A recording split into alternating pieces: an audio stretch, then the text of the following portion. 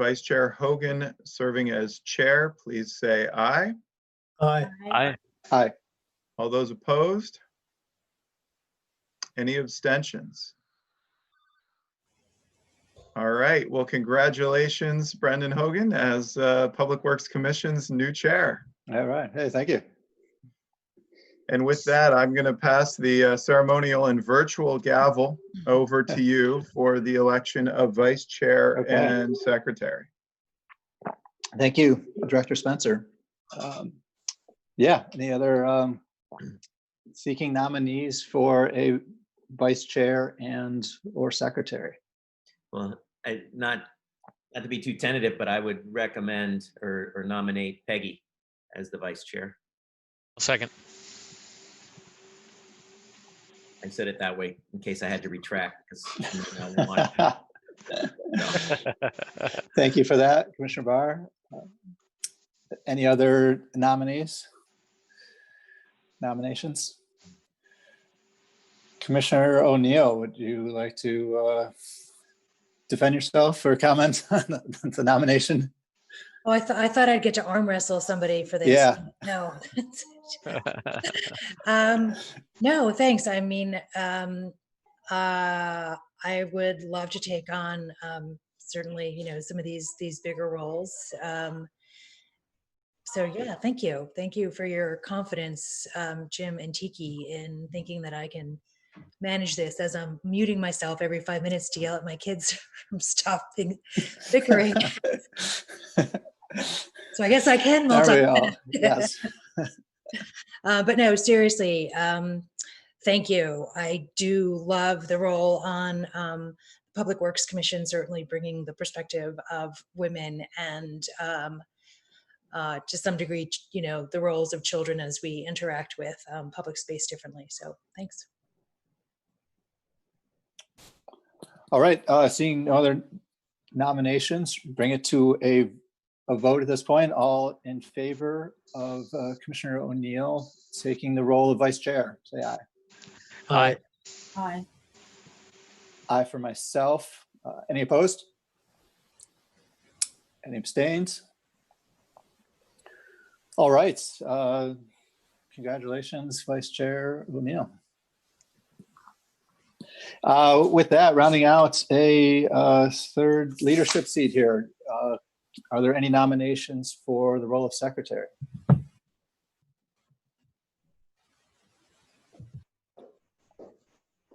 Can unmute. I hate taking the mic all the time, but I would nominate Solvig if she smiles and gives me a nod that she's interested. Not knowing all the responsibilities of that role, I'm more than willing to do it if nobody else wants to do it. But I would say I was going to nominate Commissioner Bowes if I had that opportunity. But yeah, I'm pretty stretched, but yeah. Would be interested in doing that. I was going to second your nomination, so. Uh-oh. okay, thanks. Well, I'm fine. I haven't done any of these more demanding roles, so I would learn a lot if I was in that role, I'm sure. Sure. I'll have to give a little bit of Commissioner Gilman will have to explain to me what I need to do. Sure, and maybe Director Spencer could speak to that as well. Or I'd be happy to, and I should let the commission know, my understanding of the ordinance language is it does allow you to select a secretary that is a staff member as well, should the commission not want to have a commissioner serve in that role. Basically, the role of secretary is really to make sure that the minutes are produced and that any official correspondence that the commission makes has the support of the commission. So we've used Commissioner Gilman in the past few years to really help make sure that the minutes are accurate and that any edits include him so that he sees the commissioner edits that are coming and that there aren't conflicting edits to the minutes. So that would be during the meeting or after the meeting? After meeting, yeah. I'm fine. And so secretary clerk is one role. I'm willing to try it if nobody else wants to do it, unless there's a staff person that you would find would be a good person to do that. And maybe you could combine with a staff person, Solvik too. I mean, Yeah, that would be fine. That would be fine. Take the Back up or workload off the staff person. okay. All right. Sure. Sure. So we have a nomination, Commissioner Overby for the role of secretary. Did we get a second on that? Do we need a second? I can second Vote. that. On a nomination, I don't believe you need a second. Okay, sure. And I guess we're ready. Are there any other nominations? Don't see any. Okay, let's go to a vote then for voting to elect Commissioner Overby in the role of secretary. All those in favor say aye. Aye. Aye. Aye. Any opposed? Any abstained? All right, motion passes. Congratulations, Secretary Overby. Bravo, bravo. All right. This concludes agenda item number 3. Agenda item number 4, public forum. I don't have a view of things. Are there, I don't know. Chair Hogan, Yes. I can speak up for a moment. There are a Oh, few hey, Rob, members. thank you. Okay. Oh, you're welcome. There are a few members of the public, it looks like on the attendee side, and we do have one hand raised. Nobody has emailed in. If it's all right with the chair, I'll just make the announcement that if you are intending to speak during public forum, please use the raise your hand feature at the bottom of your screen on Zoom. We don't have any callers right now. If anybody is about to join and calling in, you can hit *9 and that will alert us that you wish to speak. If you're watching this on Channel 17's YouTube live stream, welcome. Just note that staff is not monitoring that chat box. And if you choose to speak now or later in the public forum, please join us on Zoom or by calling in. You can find that information on our website if you happen to need it, or you can email dpwcommunications@burlingtonbt.gov and we will get you set up for a public forum later on. The person that had their hand raised has now lowered their hand, so at this time, there does not appear to be anybody looking to speak. Okay. Thank you, Mr. Golding. Please do keep us on track with any public comments and later points in the agenda. All right, we will close out the agenda item number 4. Move on to agenda item number 5, the consent agenda. There's one item on the consent agenda. Is there any? I guess we're not really seeking discussion at that point. Any motions with regards to the consent agenda? I'll make a motion to accept the consent agenda. Thank you, Commissioner Barr. I'll second. Thank you very much, Commissioner Archambault. Great. Motion on the table to accept the consent agenda. All those in favor say aye. Aye. Aye. Aye. Myself. Aye. Aye. Any opposed? All right, consent agenda passes. Thank you. Chair Hogan, I'm sorry to interrupt. Yes, I see a member of the public who had their hand raised. It's lowered, raised, lowered, and I just wanted to make you aware, just in case you wanted to perhaps ask if that person did intend to speak. And that's Tony Reddington. Sure. Yeah, are you able to check are the public able to unmute themselves, or do you need to do that, Mr. Golden?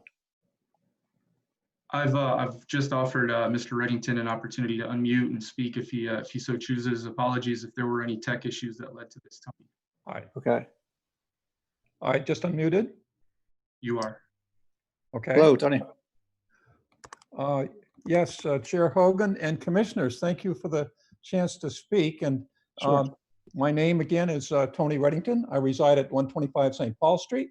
I'm a walk safety advocate dating from the early 1990s and before becoming aware of the modern roundabout, the safest pedestrian safety device, which is composed of Stone Age materials.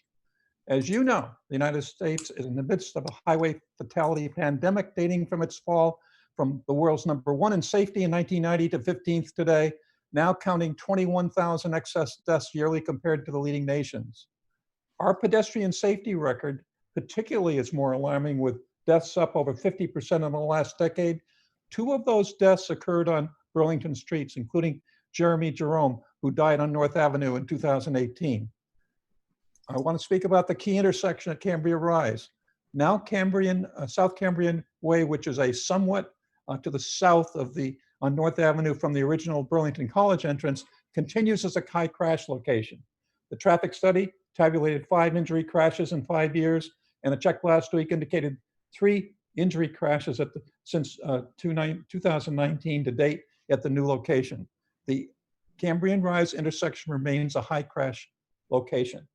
My involvement with North Avenue dates from serving on the North Avenue Corridor Study Committee, representing my Ward 3.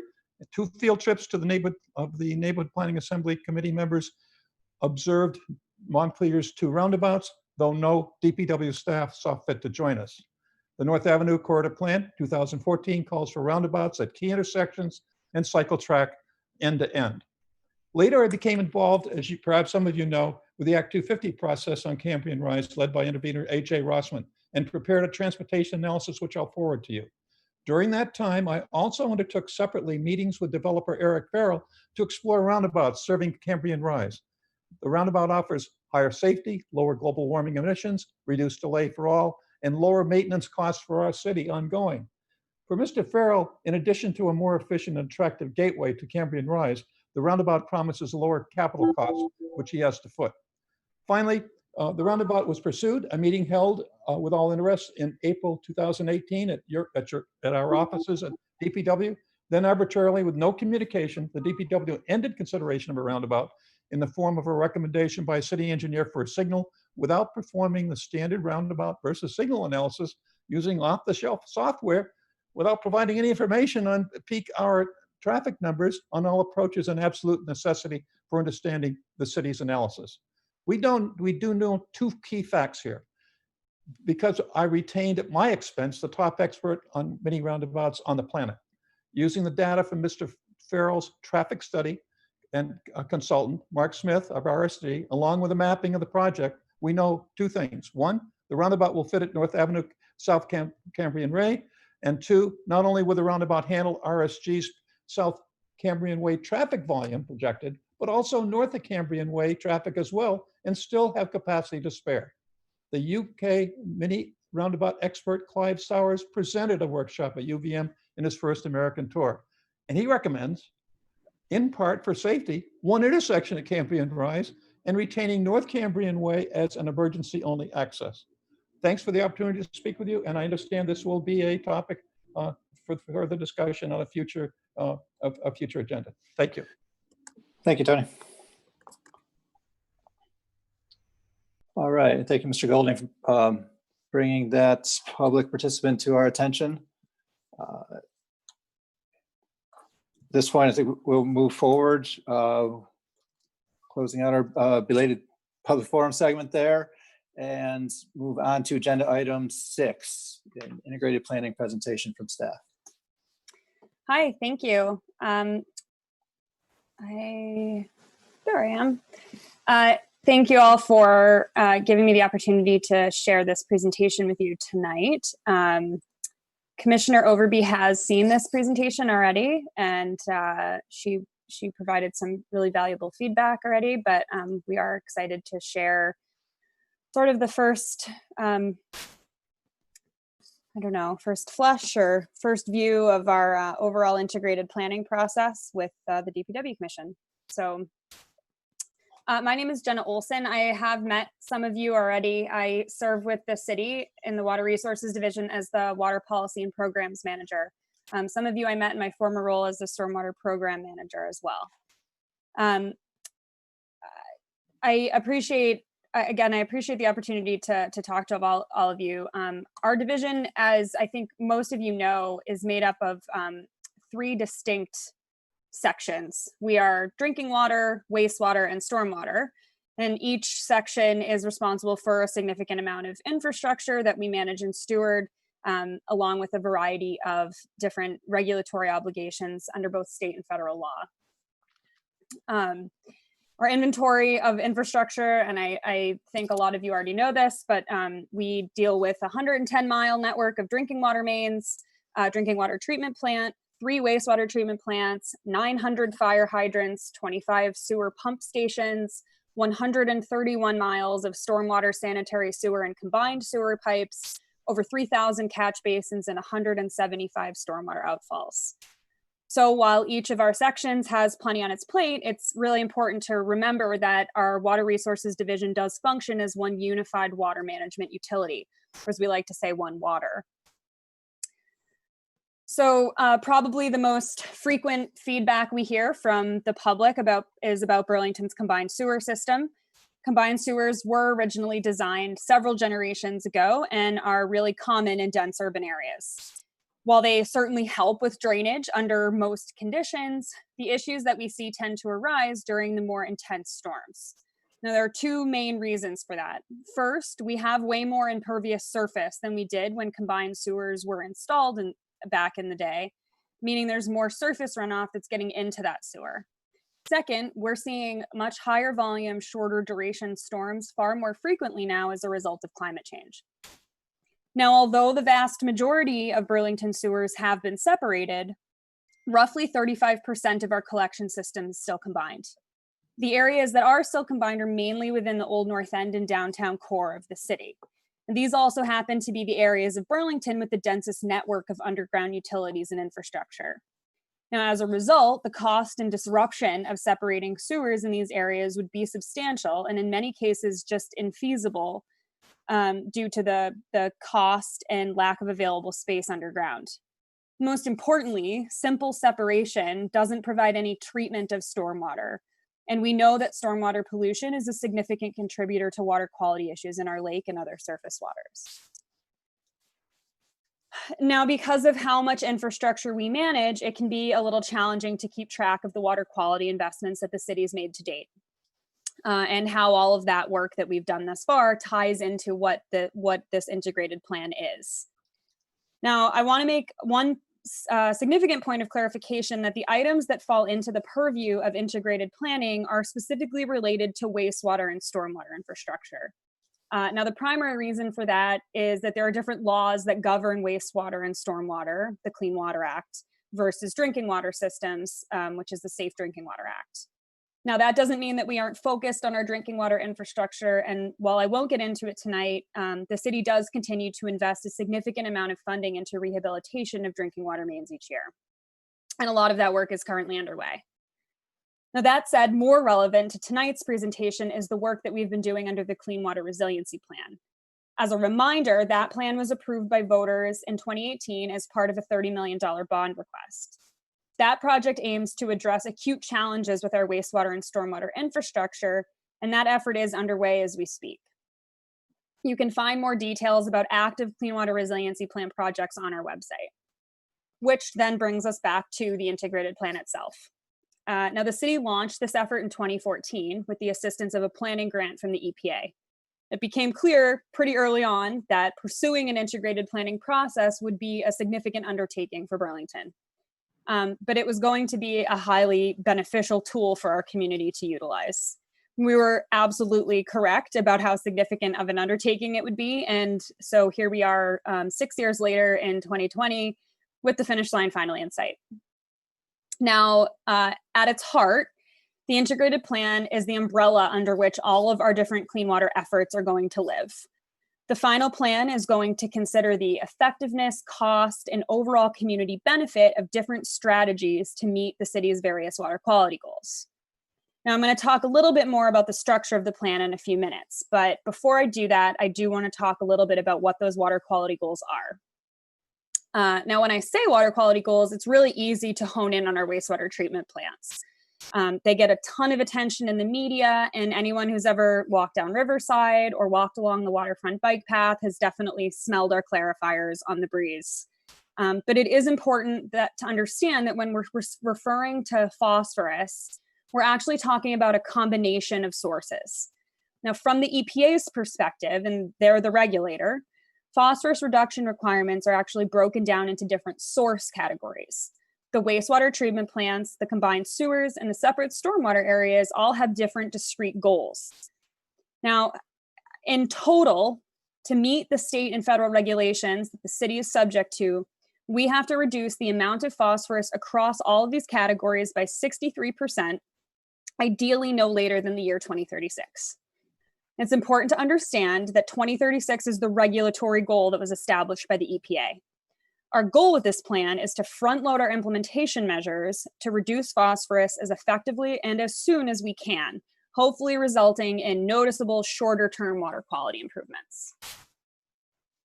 Now I'm going to go through the next few slides a little faster, just because I do want to get to the actual meat of what the plan is going to be made up of.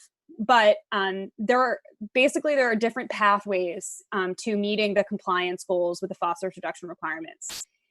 Ideally, what's going to happen is we are going to, with the help of the public, identify a combination of projects that will meet the phosphorus reduction requirement through the development of a series of project portfolios. Each portfolio is going to have different impacts, costs, and benefits. Many of these potential projects involve neighborhood construction, impacts on parking, or changes in how the city manages leaves, lawns, yards. And so that's where the DPW Commission will ultimately come in. So when we're building this integrated planning portfolio, we're looking at what combination of investments and projects and actions are going to have the lowest total overall costs, involve the least amount of greenhouse gas emissions, benefit underserved areas, require less maintenance, and create the least disruption. And when we're going through that, we develop these through a scoring criteria. And that's where the community input ends up being reflected. So we go through these scoring criteria with things like water quantity and quality benefits, regulatory compliance, community benefit, operational impacts, costs, and sustainability. And that scoring criteria ends up helping us build that project portfolio. And again, this is where the public is able to participate and weigh in on how we're scoring different options. So let's talk a bit about the types of projects. Now, we have a lot of folks in the city that say, oh, well, Burlington just needs to upgrade the plants, or Burlington just needs to upsize the pipes or separate the pipes or this and that. And the fact of the matter is that no matter how we approach this, to meet the phosphorus goal, we are going to need to use some combination of all of these things. There is no silver bullet here. If there were, then the EPA wouldn't have spent so much time coming up with a total maximum daily load plan for 10 years. That's not how that works. So the first area that we're looking at for improvements is at our wastewater treatment plants. An important side note that Main Plant already currently has an average 93% phosphorus removal rate. So that's significant, and it means that gaining that last bit of efficiency, that last 7%, is going to require some substantial investment and upgrade. Options include, optimizing the phosphorus removal processes in the plants, or further optimizing, adding tertiary treatment to remove phosphorus from our dry weather flows, so that's just the sewage, or adding dual use processes to remove phosphorus from the dry weather and combined sewer wastewater. Other options include improvements to our combined sewer system. That includes implementing additional stormwater BMPs that reduce inflows to the combined sewer system, separating the storm and sanitary sewers in combined areas where we still may be able to do so, adding in local storage areas near discharge points, or implementing other options at or near the wastewater treatment plants.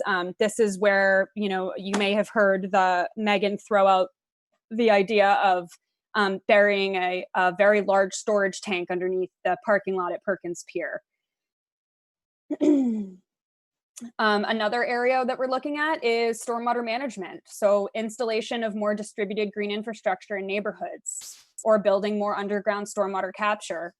We just conducted a series of public outreach meetings on a number of projects that we're proposing in the South End, and we have some significant updates to do to that plan set following that outreach. But that's that's realistically one of the tools in the toolbox to address this problem. And another area is non-structural programs. So expanding our maintenance operations for sweeping and catch basin cleaning, changing how leaves are managed, and promoting limiting fertilizer use on residential properties. You know, there is a significant amount of research to show that there is a huge amount of phosphorus to be gained by enhancing street sweeping operations and leaf litter pickup in the fall. And then we have private property. And you know, this is very similar to the Blue BTV pilot that the city undertook a few years back. And I don't know if anybody is familiar with that or if anybody took part in it. But basically what we would do is a continuation of that program where we're able to provide rebates or grants to help private property owners reduce runoff on their properties. And the other thing is changing or updating or addressing ordinances to require more stormwater improvements when properties are expanded or changed. You know, improving the implementation or enforcement of existing ordinances, or, you know, enhancing some of our existing ordinance language. Now, to do all of this, we have to consider feasibility of a lot of these things. So an example, when we're talking about feasibility, individual project feasibility, is a neighborhood green infrastructure versus combined sewer controls. You know, not every neighborhood is well suited to implement green stormwater infrastructure. We have to look at things like overall topography, depth to the water table, soil conditions. You know, for example, the south end tends to have really shallow ledge and heavy clays in most areas, not all, thankfully. Whereas the old north end is, you know, about 80 feet of beach sand. The other thing is pre-existing utilities and the position in the combined sewer system. I don't know if anyone came to our open house last fall on our rate study, but we had a map up showing the different areas of the city that discharge to different locations. And a lot of folks are really surprised to find out that there isn't any portion of Pine Street that actually contributes to the Pine Street combined sewer overflow. So it's a fun trivia fact if you're ever playing Burlington DPW trivia. So the other thing that we're looking at is the timing. That's going to vary by project type. What I was saying in the beginning is that, you know, our overall regulatory deadline for compliance is 2036. But we want to try to front load the process with as many high impact projects as possible. But when you're looking at timing, that's going to vary a lot by project type. The example that we used is the increase in street sweeping. You know, you hear a lot from residents that, you know, we need to sweep more here, we need to sweep more there. Well, yes, it would be great if we could, you know, sweep the entire city every day, but that's not necessarily realistic. That would require more street sweepers and qualified operators. We don't even know how many new staff we would need necessarily, and are folks available? You know, the last couple of years, we've definitely seen a little bit more difficulty in the street maintenance program, even, you know, finding folks to hire, especially seasonals. And then, you know, when and from where can the additional equipment be leased or purchased? What are the long-term costs of that? You know, we buy a piece of equipment or a truck and then we've got to maintain it. We've got to put gas in it. You know, those repairs can often be expensive. And so when you think about that, you know, the likely timeline for full implementation of just increasing street sweeping could be 2 to 3 years. So, you know, in summary, basically over the next 6 to 8 weeks, we need community feedback, and we're going to be looking to DPW Commission, to TUC, and the rest of all of our city councilors to really help us get the word out and get the community involved in, you know, helping us figure out this overall investment approach and what we're going to, you know, how we're going to tackle this problem and how we're going to structure this integrated plan. So, you know, when we're looking at that overall investment, we're looking for wastewater and combined sewers, input on wastewater and combined sewers, green stormwater infrastructure, overall operations. We're definitely looking for feedback on, how often and whether people are going to use rebates and incentives, how folks feel about additional regulation under the ordinances. Some residents are going to be really strongly in favor of that. Others aren't going to feel very good about it.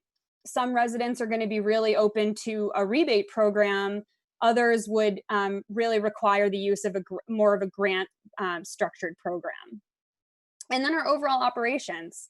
Leaf control has huge impacts on phosphorus loading, but it could require different regulations and different actions. Are folks going to be able to, let's say, increase,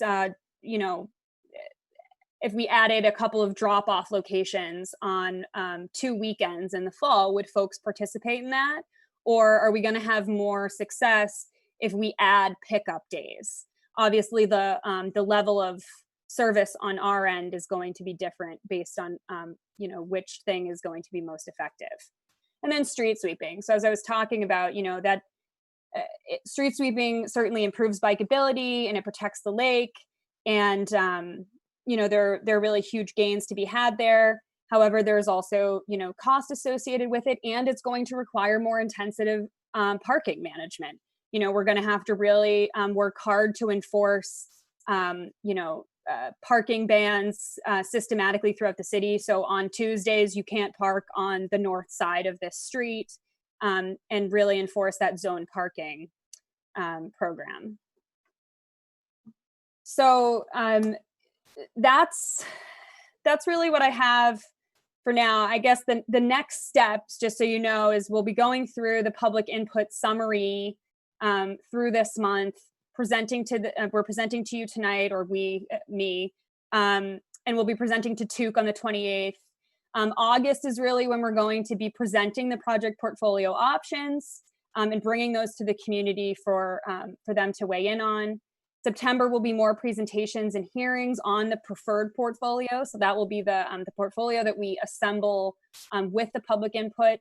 October through November, we'll be finalizing the integrated plan and that preferred portfolio with our regulators at DEC and A&R. And then hopefully in December, it's disco time and we have a complete integrated plan finally. So at least that's what we're hoping for. So I am more than happy to answer questions or take some feedback from here. Yeah, thank you so much for the presentation. You'll open up to commissioner discussion at this point. This should go, oh, there we go. There's a view of everyone on the phone there. I will just go down the list here as I see it in order. Commissioner Barr, any questions, comments regarding this? One of the things that I was kind of interested in is for the grants and rebates, are we talking about homeowners putting rain gardens or catch basins on their property, or what are those kind of different things you could do? Yeah, the Blue Bee TV pilot included a number of options. So folks could put in rain gardens. They could just disconnect their gutters across their lawn area. We had folks that even put gutters on to encourage that disconnection, because the way that their roof was discharging was going straight down their driveway to the city's roadway and then into our catch basin. So we were helping folks pay to put gutters on and then disconnecting that across their backyard. Don Meals, I don't know if you guys know Mr. Meals, but Don put in a permeable driveway. So did Glenn McCrae on Mansfield Avenue. We had quite a few of those actually. We also had folks just putting in, stone-lined ditches, water bars on their driveway to try to encourage the water to dissipate across their lawn. So there's a huge range of options that folks can implement under a Blue Bee TV program. I'm using the term Blue Bee TV. There's a chance that incentive program ends up having a different title, just depending on where we land with the folks that we're partnering with. But that is what we've been referring to it as thus far. Okay, thank you. Yeah. Thank you. Commissioner Archambault. Good question. So on my street, for example, I go for a walk around the block and I find some driveways, especially after a rain event, have the dirt spilling out into the street. You can see clearly it's runoff from that driveway. How much does that contribute to the phosphorus issue? And does that qualify under that little private section that that Commissioner Barr just referenced? Yeah, it would. So that is folks with dirt and gravel driveways have been one of our focus areas as we've implemented Blue BTV over the years. So that is a contributor to phosphorus. It's also just a contributor to overall maintenance in our system. You know, all of that gravel that washes onto the road ends up getting into our catch basins and it builds up over time. It needs to be vacked out with our equipment. It can cause clogs in the system.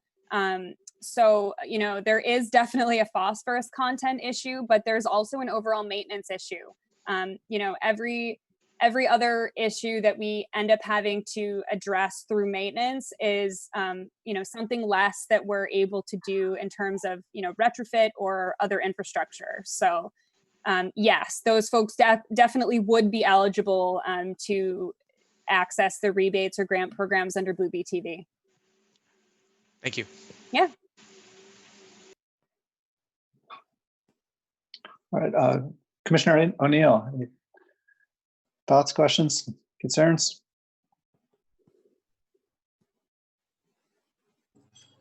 Sorry, I clicked the wrong thing. So in looking at where the kind of the blue plan incentives could possibly go, have you mapped across the state where locations would be to kind of capture as much stormwater as possible, recognizing that maybe it's a private residence or a string of private residences or commercial property or school district property? Because I think looking at a map or a mapping exercise would be helpful then to help target some of the incentives to areas that are really going to be able to move the needle.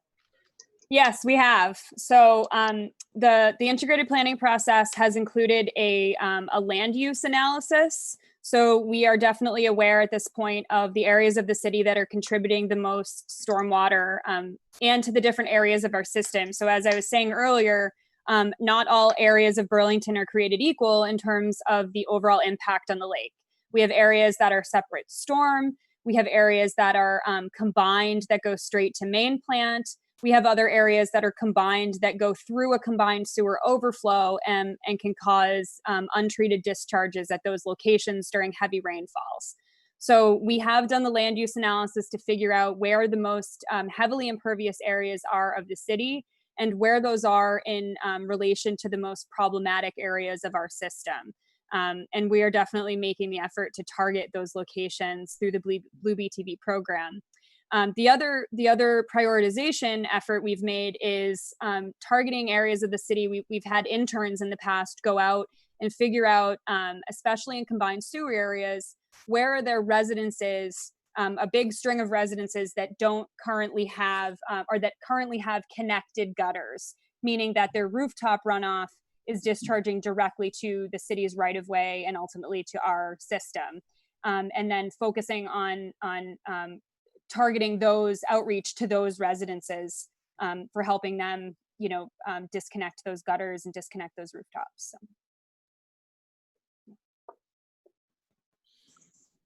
Thanks. Anything else, Commissioner O'Neill? No, thank you so much. Muted. Thank you. All right, Commissioner Overby, comments, questions? Yes, I actually was wondering, I don't know if any of the others of you received an email from the state auditor Doug Hopper about saying that some of the statistics about the value of some of these projects are, you know, not easy to evaluate. Are you familiar with this audit that he has just recently done of the Agriculture Department and their choices of expenditure of money for reducing phosphorus? It just came. I just got it yesterday, so I haven't looked at the report. Are you familiar with that, and have you, have thoughts about it? I haven't seen the specific report that you're referring to, I don't think. There was some data that came out a few months back, and I believe that report was specifically related to the costs associated with municipal roads.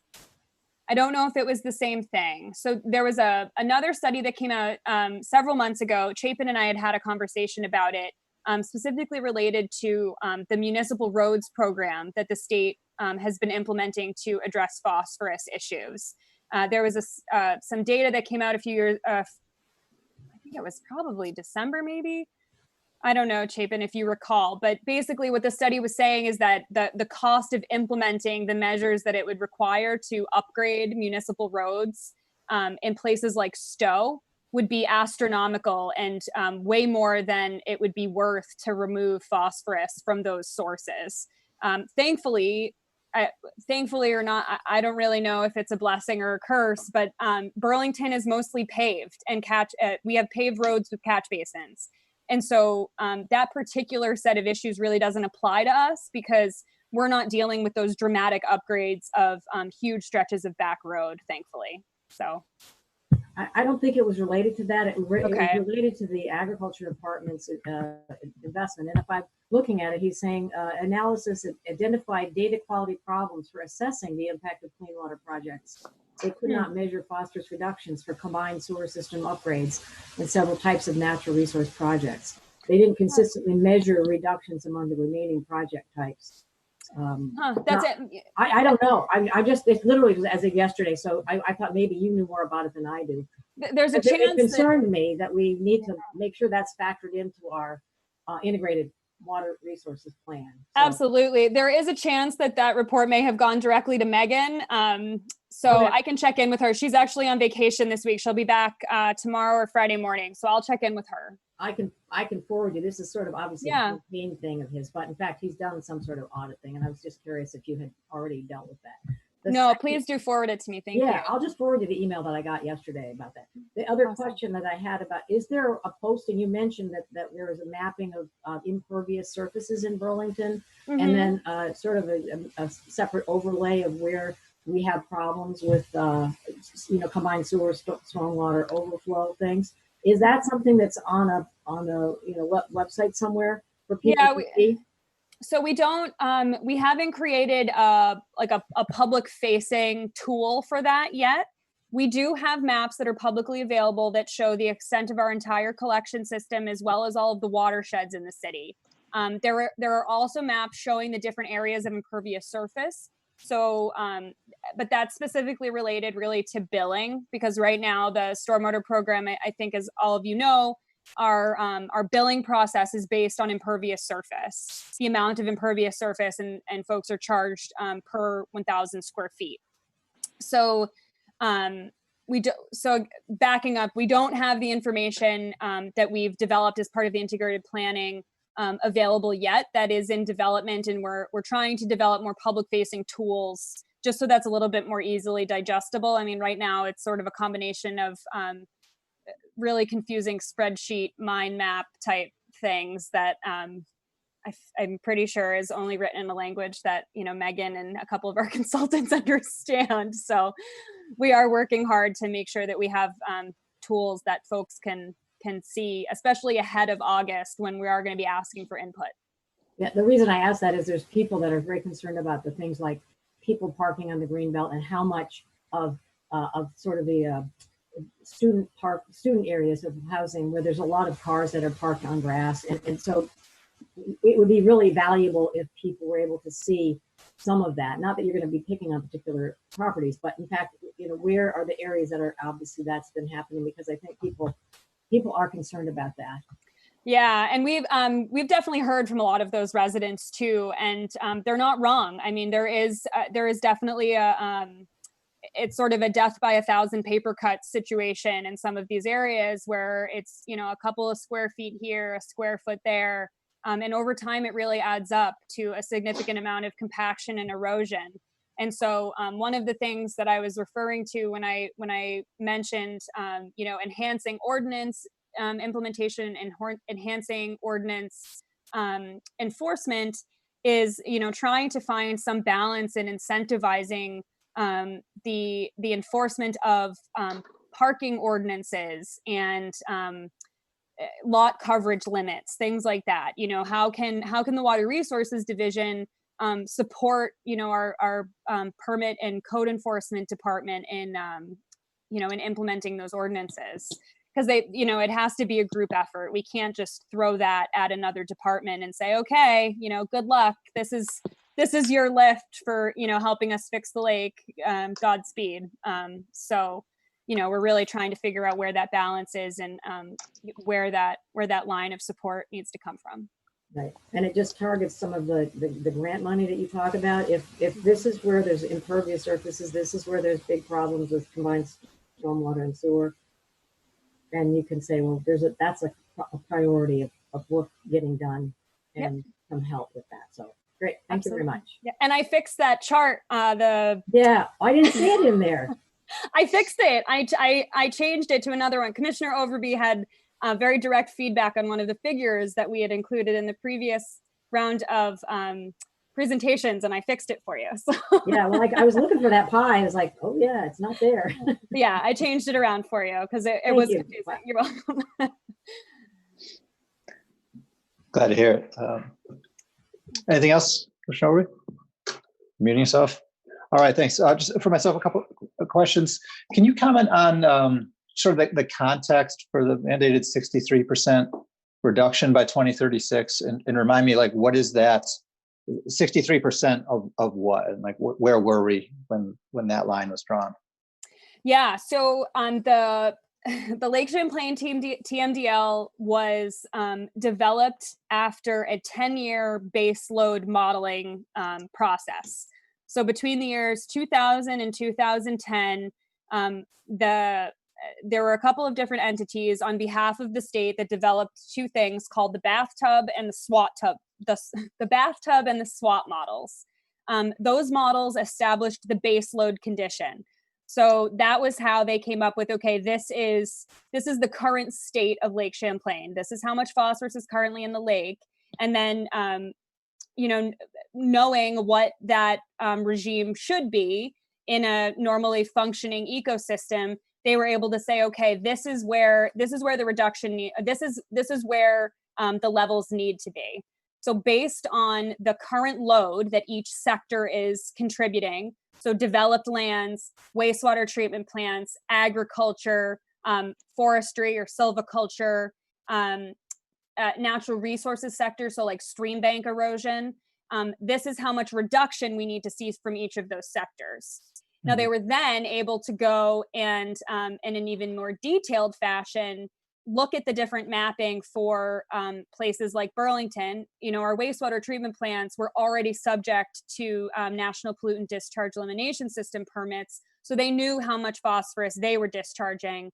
But they were able to take a look at all of the impervious surface in Burlington and then further model, you know, how much phosphorus we were individually contributing. And how much we would need to reduce in order to meet those goals. So the 63% that we're talking about is across several sectors. Now, Burlington is set slightly apart because we have combined sewers. So we're only one of a few communities in the state of Vermont that still have combined sewers. Montpelier, St. Johnsbury, Brattleboro, St. Albans to some degree, still has combined sewers. So we had a slightly different lift. There's another added complication. I could give you a whole TED talk on the vortex system at our main wastewater treatment plant, but I don't want to put everybody to sleep. So cool. You know, that lift is a little bit different for Burlington, but there was an extensive 10-year model done to develop those figures. Sure. So. Thank you. Do we need another 10-year model to know how we're doing against that goal? Like when will we know if we're making progress? That's a good question, and I don't know that there's a great answer to it. You know, based on that modeling, the theory is that as the implementation starts to roll out over the implementation period, that we should see marked improvements over that time. It's hard to know exactly when we're moving the needle and when we're not. You know, some years are worse than others, and it's really easy in a year where we happen to have a lot of blooms to say, oh, we're not making any progress. This is terrible. You know, Lake Champlain is dying. But I think that there are measurable improvements. I mean, the state is conducting annual water quality monitoring every single year. And this year the data has shown that there is an improvement in the overall phosphorus level in the lake. So we and the other sectors that are actively implementing green infrastructure and stormwater improvements and upgrades in their wastewater facilities, we are making a difference. Again, it's, you know, you see the blooms and it's hard not to feel discouraged. But it's important not to take our overall success at a one single snapshot in time, because there are improvements happening, and that data is available on the state's website as well. So yeah, the overall lake health stuff.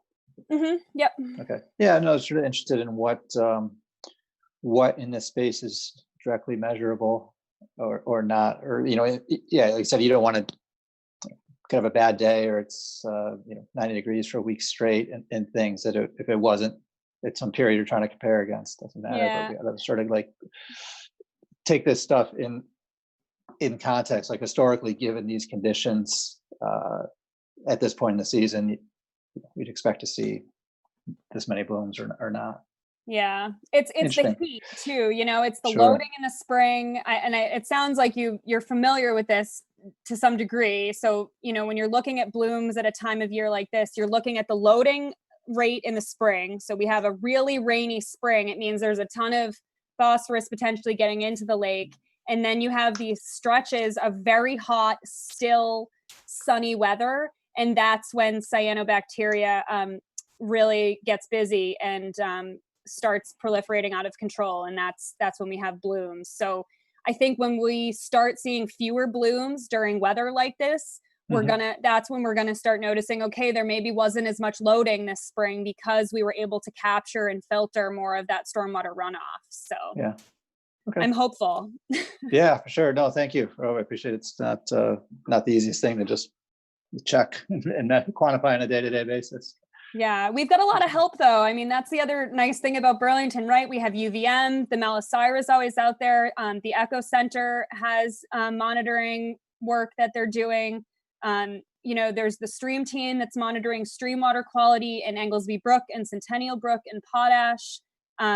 So, you know, the water quality support network here in Chittenden County and across the state is really remarkable.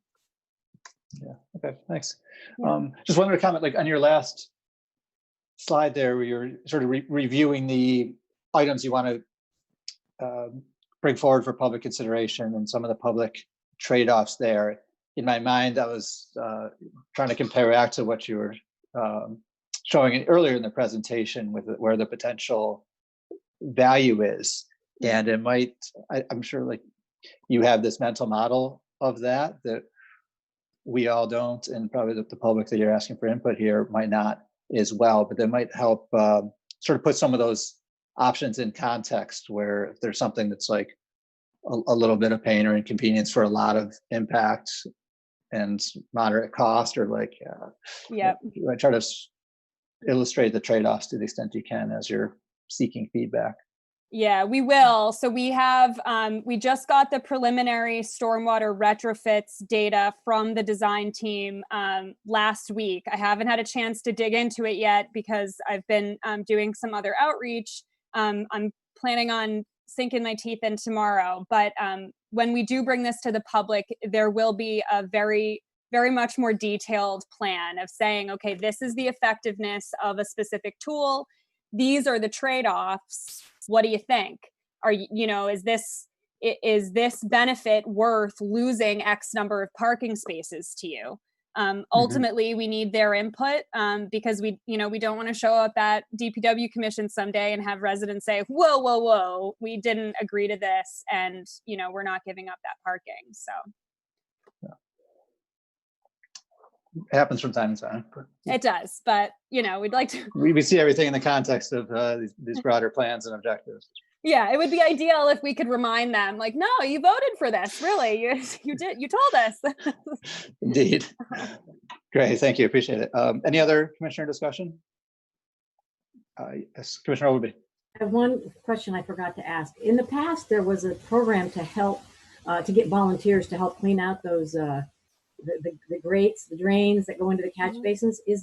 What's the status of that? I know it was mentioned to me when I was walking by and we were looking at all the clogged ones, after a rainstorm. And I'm just curious, is there still a program, and is there a way to get volunteers or some other strategy that what do you guys do when there's a big storm and all those things get clogged, and were there adopters of these things? I can't remember what that was. Yeah, the Burlington Drain Defenders. Okay, so is that still in operation? It is, yeah. So our GIS website has been down for a couple of months. The city switched servers a couple of months back, and so we lost functionality on that for a bit. And as you can imagine, with the huge number of city projects and city web pages, we didn't fall super high on the priorities list. We're back on track though. We're getting the website back up and running. We actually just had an extensive conversation with a student, I think from the University of Wisconsin today, about the Adopt a Drain program, because they're trying to model a similar program on ours. The biggest challenge that we have with Adopt a Drain is marketing it. This fiscal year, we were supposed to be able to hire a water resources technician. That is going to be delayed because of COVID, which is okay. We're going to be able to make it through fiscal year 21 just fine.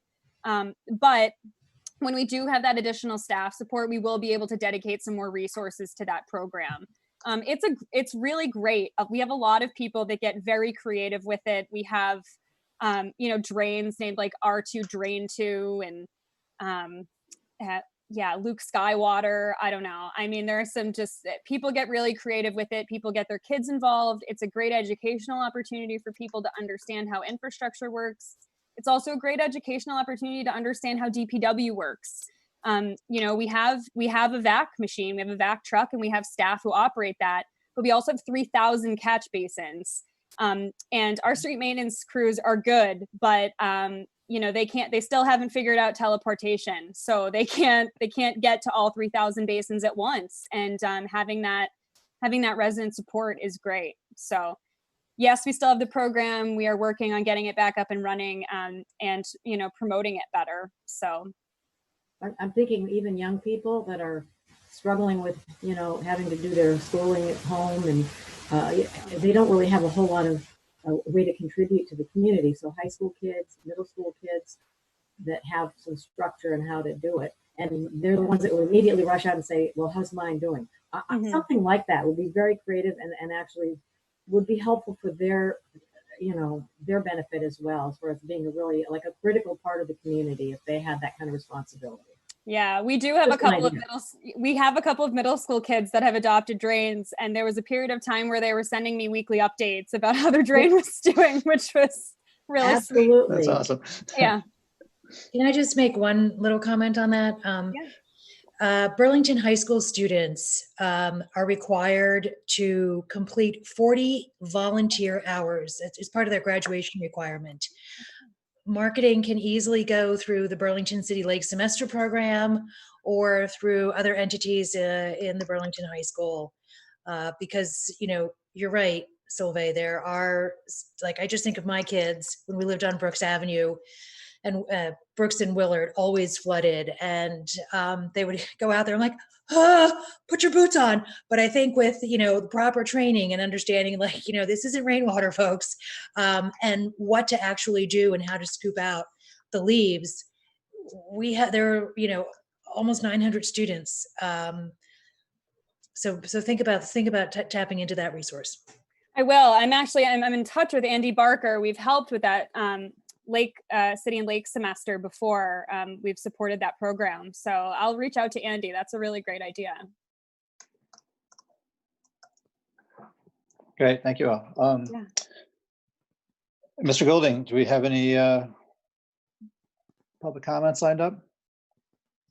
Thank you, Chair. There is nobody at this time signed up. And as a reminder, if you are a member of the public, you should use the raise your hand feature on Zoom. And if you're on YouTube watching, we do not monitor that chat box. You should join us on Zoom for future opportunities. Got it. Nobody at this time. Thank you. With that, there's no action requested here. Do really appreciate the overview here, preview. Yeah. Thank you so much for your Yeah, time, thanks so everybody. much. It's awesome. Have a great rest of your night. Take care. Thank you. Bye. All right, moving on, agenda item number 7, appeal of building permit. I think I saw we have Mr. Ward joined in as well. Or did at one point. Yep, there we go. So we Hello also there. have Brad Biggie, the building inspector, and I believe Sean Vance is in the audience waiting too, if you can find him, Rob. Great, thank you. How should we go? Start with staff and then go to the appellant? Sure. Sure. Great. Okay, go for it, Mr. Ward. Sure, I'll try to be brief. I wanted to enter my full report as testimony and summarize the timeline. That this started with the property on October 28th. There was a building permit that was applied for, and on the 29th, it was issued by our building official, Kim Iannelli. The building permit was for demolition of the fire damaged materials at 83 Faith Street, which is a 2-family property in Ward 7 in the New North End. The city assessor's record has the property owner's address listed as a River's Edge address in Burlington. So 5 months later, on March 19th, 2020, I received a request from Sean Vance, who's a partner in GW Savage Corporation. He asked for my assistance in expediting a permit because there were still 12 days left before the zoning period was to expire. So the permit was to complete a full renovation of the property that included exterior work, replacement of the asphalt shingle roof, vinyl siding, and new windows. And he was hoping, Mr. Vance said he was hoping to keep his staff working because this was right at the start of the COVID outbreak, and not, waiting till April 1st was going to create a hardship for him and the company. Wanted to keep the workers from being laid off. And he asked us if there's a way that we could get this prioritized and move forward. If you're familiar with the zoning process, there is no exception to the 15-day appeal period. But I spoke with Mr. Vance on Friday and explained that the circumstances didn't allow it. However, there were some limitations with what was required in the zoning permit. In fact, the reshingling of the roof didn't actually, it didn't need to be on the zoning permit because that could be done without a zoning permit approval. So I let him know that that's the type of thing that we could allow to go forward. And I told him I would just check in with the building official to make sure that either Brad or Kim, Brad Biggie or Kim Iannelli, the two building officials, would be aware of it and be prepared that the roof would potentially be happening before the rest of the work once the zoning permit was released. So I sent Mr. Vance an email on Monday, the 23rd, telling him that we had conferred and the building official, Brad Biggie, and I were on board that the work to take place on the roof with reshingling the asphalt roof was in kind on zoning's side and could begin, and then Brad would include that in the building permit when it was issued after the zoning permit was released. That seemed to be satisfactory, and I wanted to point out that the next day, March 24th, there was an executive order from the governor that allowed that construction could begin during the COVID outbreak, but it had to be for very specific work. It had to be for COVID-related repairs or for emergency work. And roof repairs were considered emergencies during that time. So they were allowed. On April 8th, the building official went out to check the property because a week had passed and the zoning permit still hadn't been released and no building permit action had taken place. And the building official, Brad Biggie, found that the work had actually already been done and was mostly done, in fact, that the windows were in, the roof was on, the siding was already up in much of the building, and the new exterior trim was being installed. And he sent Mr. Vance an order to stop. So it was a stop work order, and asked him to make sure he had permits before he could continue the work. And he pointed out that we're only issuing permits for non-emergency work during this time because of the governor's order. I went out at the end of that day on April 8th and took my own photos. I documented what building official Brad Biggie saw, and I verified, the same findings. And I also wanted to see that no workers were on site, that they were upholding that the requirement to stop work. That's what I found that day. About 10 days later, on the 17th, Mr. Vance wrote back to me and said the governor's order we're now allowing 2 workers to work on site. He wanted to know if the building permit was going to be issued. I let him know that the building permit could be issued only after the zoning permit was released. And the zoning permit had specific conditions about getting approval for the type of vinyl siding that was going to be on. The specs sheet had to be submitted to the planner, Ryan Morrison, before the zoning permit could be released, and that hadn't happened still. So I sent him a copy of that, and I told him to work with the zoning staff. And the zoning staff didn't get satisfactory compliance with that until May 27th, when they deemed the conditions have been met, and then the zoning permit was released and picked up. Again, that's May 27th.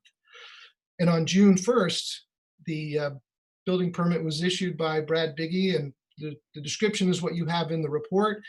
And it was for the traditional permit fee, which was $1,197.72. And it also included effectively a penalty of starting work without getting a permit of 1%. And that's according to the ordinance that's included in my report. 1% of the total job, which was $140,908.31, amounted to $1,409.08 as effectively the penalty fee. Mr. Vance filed a written appeal asking to reverse that as excessive, and he asked for the commission to reverse that. I did ask Mr. Vance, I offered to have him submit the building permit the building costs for the roof, because both Brad Biggie and I had agreed that the re-roofing of the shingled roof could happen. I offered that if he submitted documentation about the estimated cost of that work, we could reduce that amount from the overall project and recalculate the after the fact fee of 1%. And he said he opted to appeal the entire amount to the Public Works Commission because he felt it was excessive. So unless Brad Biggie has something to add to the facts, I'll rest and let the appellant wait for questions from the commission. Sure, thank you. So this is Brad Biggie. I concur with Director Ward. I will say that while we were waiting for Mr. Vance to meet the conditions of the zoning permit, the building permit was processed and waiting for the conditions to be met. So we weren't delaying on processing it, we were delaying on releasing it until the zoning conditions were met. Okay, thank you for that clarification. Mr. Vance, would you like to state your case here? I actually concur for the most part with everything that Mr. Ward and Mr. Bigby have said. I think if it weren't for at the time, impending COVID pandemic that we were facing, I doubt that any of us would be wasting our time doing this right now. Our company's been in business for over 40 years, and I would say it's safe to say we pull dozens of permits every year with DPW, and speak with everyone down there quite frequently. Knowing that the pandemic was coming and seeing the writing on the wall that said we're probably going to get things shutting down here, my ultimate goal was to get the envelope of the building secure. the fire originally was in August of 19. And there was some delay due to insurance causes, as well as asbestos abatement that needed to occur. Any of those delays will be covered by insurance proceeds for any further damage that occurs to the building. About the time that all this started to unfold, the insurance company had said at that point, they're done. No more costs are being added to this project as a result of the delay. So as Mr. Ward noted, my biggest concern was securing the envelope of the building. The roof was an example that I used, but it's ultimately the envelope to prevent any weather from damaging the interior of the building further beyond the damage that was caused by the fire. I think the dates that Mr. Ward, I've gone through and written down all the dates. I agree with all of them for the most part. Just sorry, give me a moment. I wanted to, 323 was the verbal permission and 48 was the stop work order. Zoning was released on 7 and building permit followed shortly thereafter.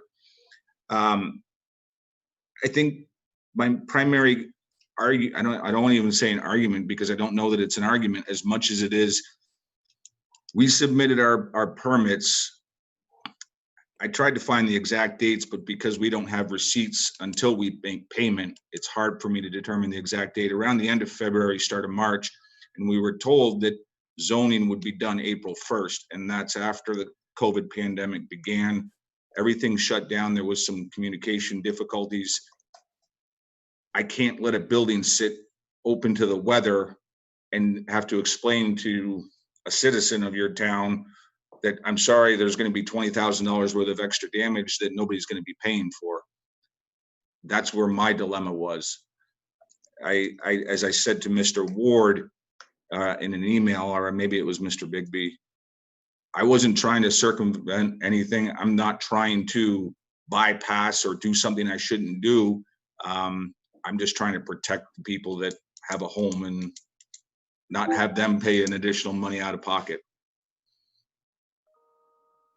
In essence, that's my position. Mhm. The insurance company made it very clear they are not paying for any additional damages to this building caused by weather.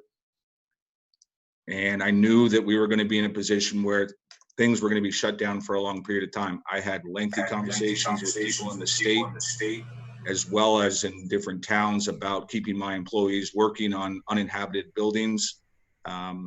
But I knew that there was going to be a long-term shutdown and I wanted to secure the building. So can I just ask a question? This is building official Biggie. Yep. Sure. How was the building secured from weather from August until the end of March? It's a great question. So originally, except for that back porch area, the roof was more or less intact, and anything in the area where the roof had been compromised was being replaced by the insurance company to begin with. The windows, for the most part, were either in place or we had boarded them up post-fire. Okay, so. And then the demolition was done, if you recall. All the demolition between the asbestos abatement as well as our work that we did have that permit for had been done. So the windows were intact or boarded up until the demolition. Late March or early April?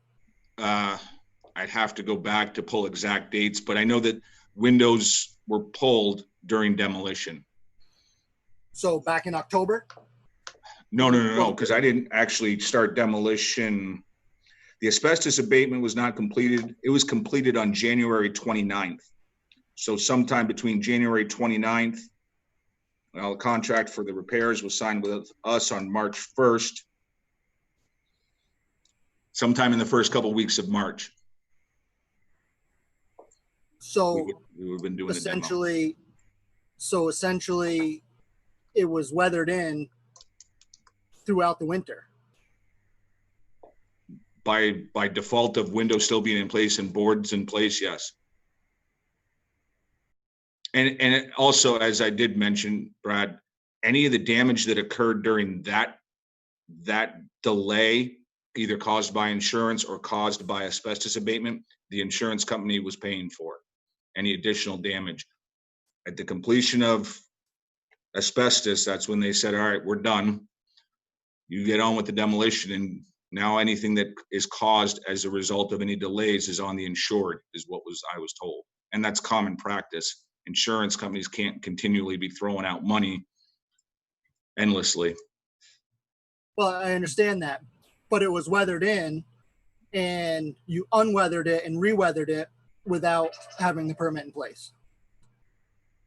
We unweathered it with our permit when we had our demolition permit.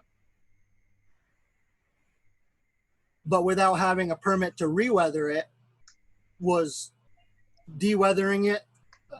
I'm just trying to make light. So again, like I said, Brad, I don't mean to interrupt you, but typically speaking in these situations, I think, you know, we come down and we pull permits for demo, and then we follow up with our permit for the repairs.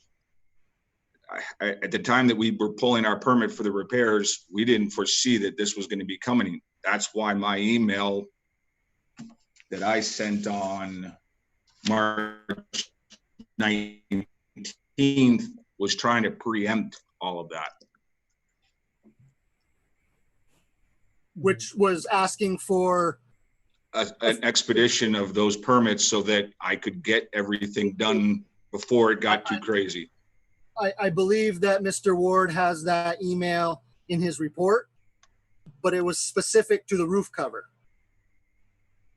You authorized the roof, that's correct. And after the roof, you went beyond with windows, siding, trim. Exterior envelope items, that's correct. I will be the first to admit that I misread the email and thought that it was a building envelope authorization, if you will. And again, this was during the time when we were shut down. This wasn't yet, you can put 2 people back to work. So as I read the governor's addendum 6 to his executive order, he specifically refers to the ACCD website as an example that the ACC does, quote, replacing a failing roof or failed electrical system would be considered acceptable. However, building a new home or place of business would not be acceptable. To me, a roof or that of a building envelope would be considered acceptable. For me to go inside and start hanging sheetrock and putting down flooring and those types of things, possibly not. But to secure a building from further damage by completing the envelope, it did. So I thought, and my reading, as well as plenty of other people's in the construction industry, that allowed a certain level of construction to continue on his addendum. Fair point. However, back to the situation at hand, what I found was work beyond what was authorized. Even without a permit, we authorized that roof cover. And what I found when I was on site on April 8th was windows, siding, nobody practicing any kind of social distancing whatsoever. And the work was stopped. I actually let you continue the work throughout the rest of that day, if I remember correctly. And we had a conversation at the end of the day that the permit needs to get in place before proceeding. And I did stop at that point. The building permit was held up by the zoning permit not meeting the conditions that were required. And that went on until May. That didn't get resolved until May. And the building permit was processed and waiting to be let go as soon as those conditions were met and the zoning permit was released. And that's the case. So I think what we're talking about here is going beyond the extension of our olive branch when you asked to put the roof cover on. That was not my intent, nor the way that I interpret it, Brad, but I understand that that's how you did. Okay, that's fine. I think, we've heard both sides here. Let's bring it around for commissioner questions, discussion. So Commissioner Overby, would you like to start?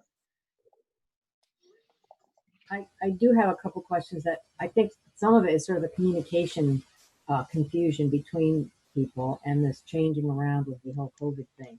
Like one of my questions, my first question was, it sounds like there was the zoning 15-day appeal period was supposed to end on April 1st.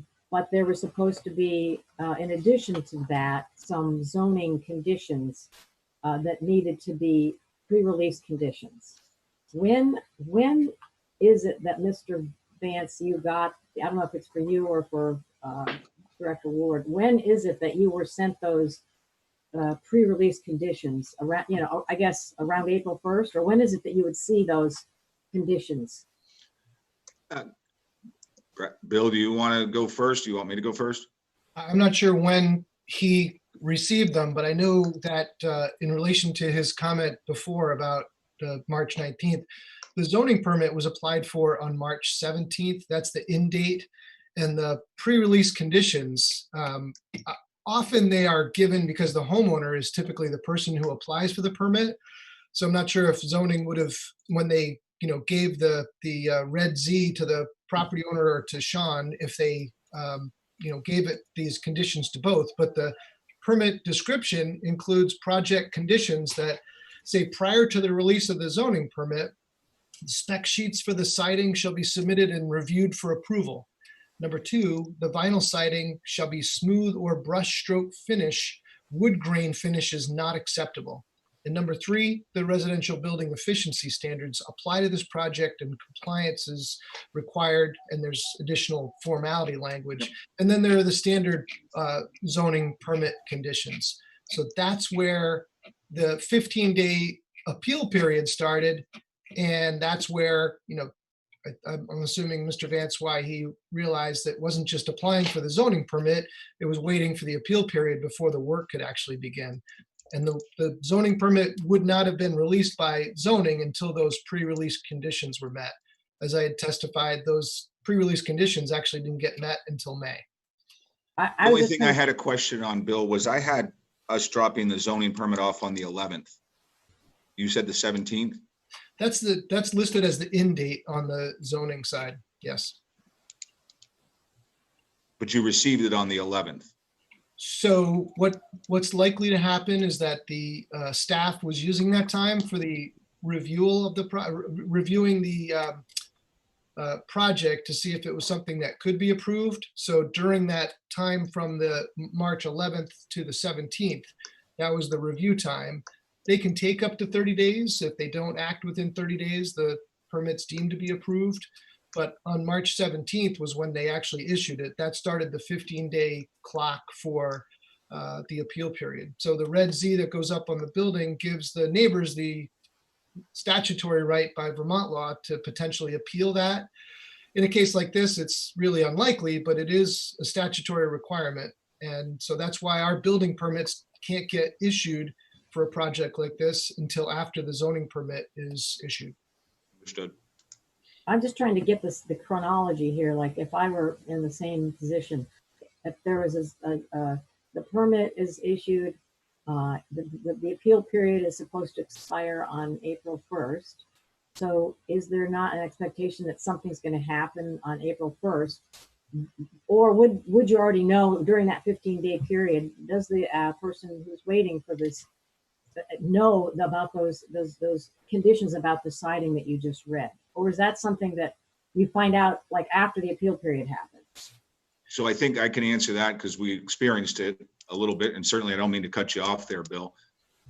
We weren't aware that there were specific requirements to the zoning. I actually know that when my production manager dropped off the original building permit, he was told you need to file a zoning permit as well for this project, at which point he did. We weren't made aware of immediately the siding issue. It did come to light later on. I don't have my production manager's emails, but I know he did send over some samples via email of what was being proposed.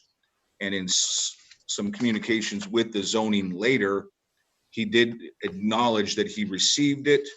The gentleman from zoning, and I forget his name off the top of my head, but that he wasn't he wasn't sure if it was for our building or not.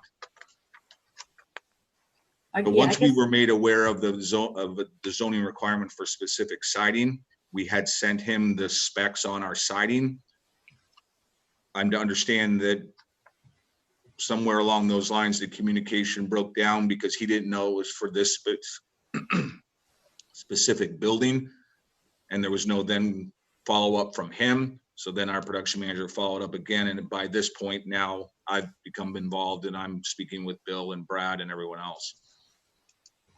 I was trying to figure out why it's listed on April 20th, way late in it, that not only is there, the April 1st thing sort of came and went, and that would sort of be, if it was me, I would think, well, something should be happening now.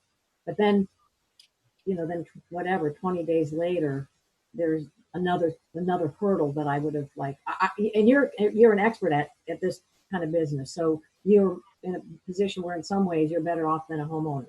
But I could get away with probably more not understanding things. So, but so that to me was I'm trying to figure out the time frame. If you were anticipating being able to do something April 1st, you're trying to get ahead of the game. And then I understand, we hear you, that you thought there was more to it than the roof, which is a factual discrepancy here. But then late in the game, you were jumping through the hoops to try to get this thing with the siding done. So this all sort of complicated things. But the other question that I have that's related to this is really, it first occurred to me is, yes, we have an unusual situation with the COVID constraints on construction, but would in other ordinary circumstances, would a unoccupied fire damaged building, forget the COVID-19, would a fire damaged building be considered more critical than a permit, say, for a bathroom or kitchen,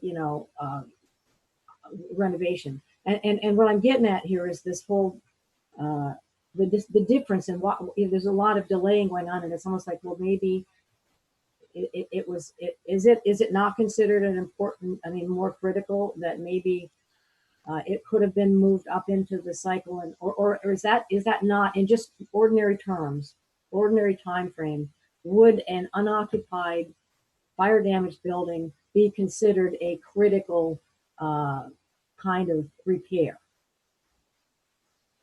Yes, just recently, Brad Biggie issued a permit within 24 hours of the liquor store, Pearl Street liquor store, that was fire damaged, and it's the same company doing that work.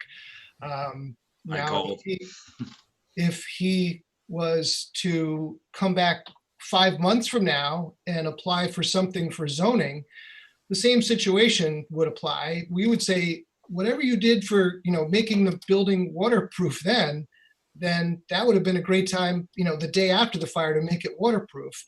But when he contacted me in this case, 5 months later, it was not about getting the building waterproofed. It was about keeping his workers working. Had he asked me, I would have said, do not take any of the plywood off the windows, because that does require a permit. And it potentially ran the risk, if the windows weren't approved, that the windows might have had to been taken back out. So removing plywood and putting in new windows and doing the additional work and putting on the siding, I actually think, I'm not a builder, but I feel like you can make a building waterproof without putting the final vinyl siding on. And maybe Brad can speak specifically about that, but there are plenty of ways to make a building waterproof without me putting all finished products. Absolutely. Two things. One, I just want to clarify. I pulled the windows out under the demo permit that was issued before him. So the building was open as a result of the demolition permit that I had. Two, you're absolutely right. There's other ways to watertight a building. They cost money. If I do something temporary, it costs money. I have to spend labor and materials, and then I have to take that material off, which is labor, and the insurance company's not paying me for it. So if I do something twice, I'm only getting paid for it once. I'm just sort of more looking at trying to eliminate the COVID-19 element to this, and look at the facts. If you had a fire damaged building, and okay, so there's no COVID, and 5 months later, there've been insurance company issues trying to deal with whatever, asbestos or whatever. in a circumstance with no COVID, would that be considered in a critical type of a permit? And you're just saying if you wait 5 months and you're dealing with insurance, it's not critical. So that would not be, it would just be in the queue with people that are trying to get a permit to get their kitchen renovated. To me, I'm just trying to figure out, we do have a problem with the COVID, which adds to the complexity of your work and the people trying to fix fire damaged buildings. But it just seems to me like there might have been an expectation of April 1st of a permit. They, nothing seemed to be happening. And maybe on your part of it, the city's part, we think it's not an emergency. It's not critical. And so that was just not happening. I don't know. I'm just trying to get the sequence here because it seems. I completely understand where you're coming from, and I certainly don't want to speak on Bill or Brad's behalf, but I would say that if it weren't for the COVID, we would be, okay, well, we know that this permit's coming in April and we'll plan accordingly. And, again, the demo was being done in the first couple of weeks of March. We wouldn't have sort of a time crunch that I was anticipating.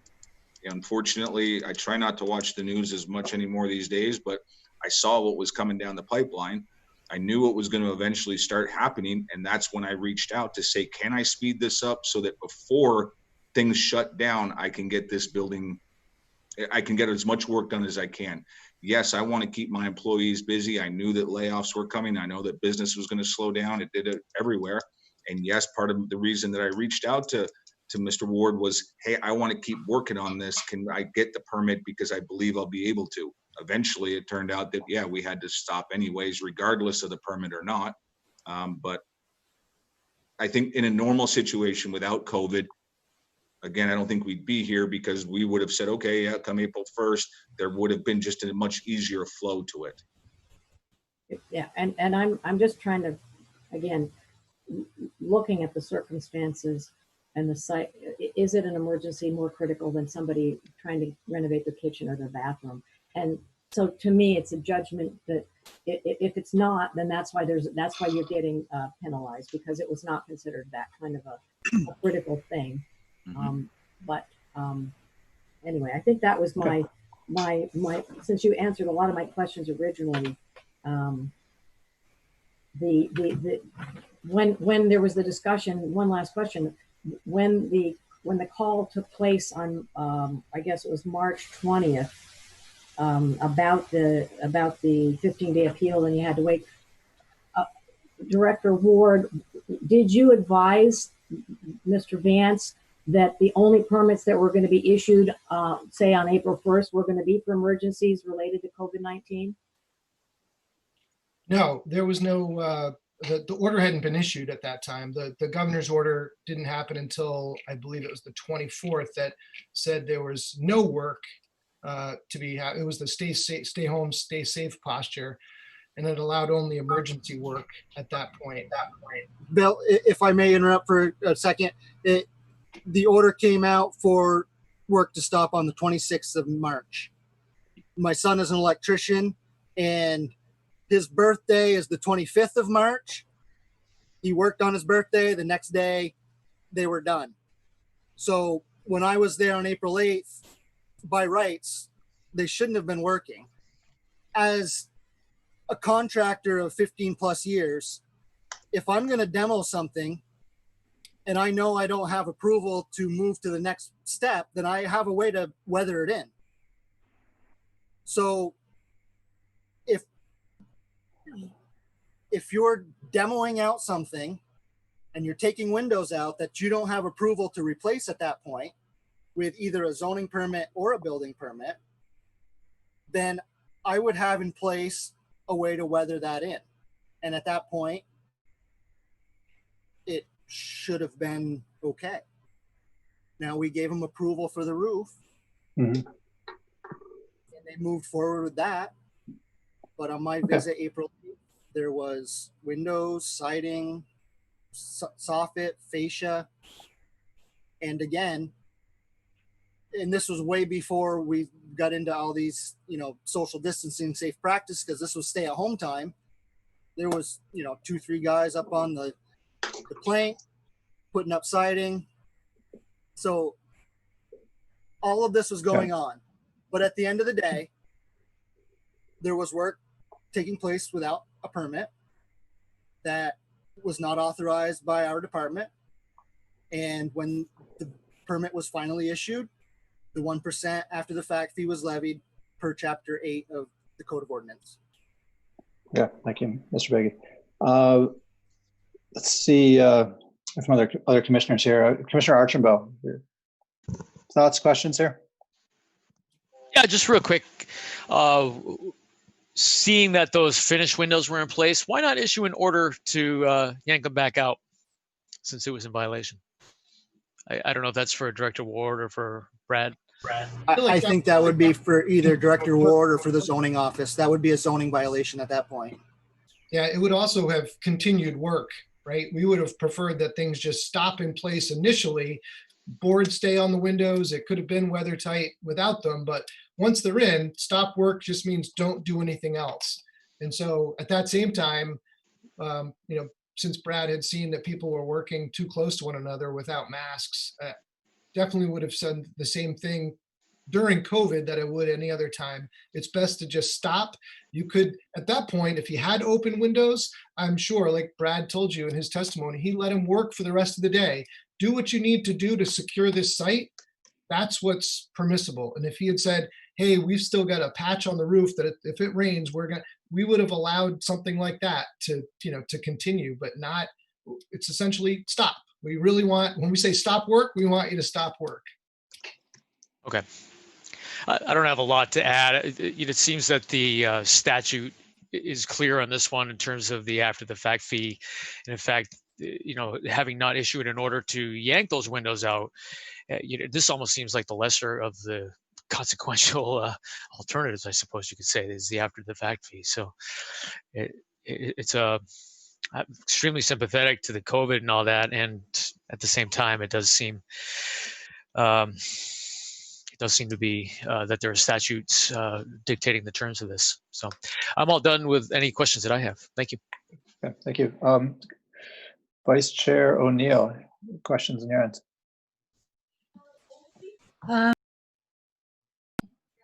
Sorry, yeah.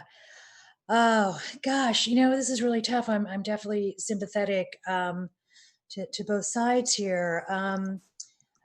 One question I have, or a couple, it seems like the communication with the applicant in the permitting process, as Commissioner Overby talked about, there seemed to be a little disconnect with what the expectations were and who was communicated to the homeowner or the contractor about the siding that was holding up one of the permits.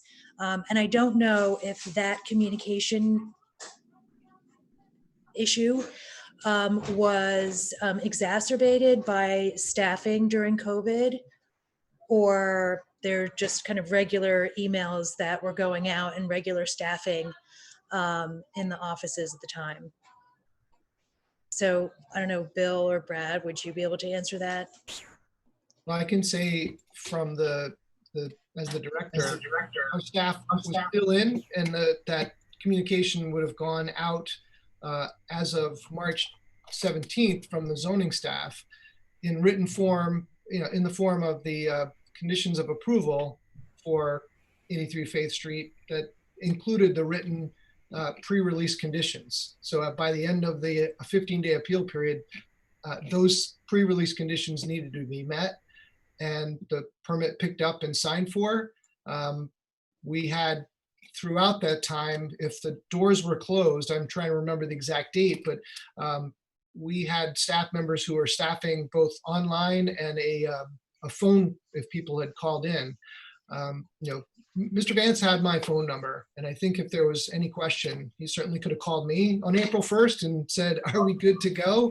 I would have said clearly, no, you've been told stop work and you have to have permits. So that didn't happen, and here we are. Okay. Another question is, I don't know, I think what we're looking back at March and COVID with the lenses of July 15th, which is only a few months, but is really a lifetime in what we're learning with kind of masking and social distancing and the chaos.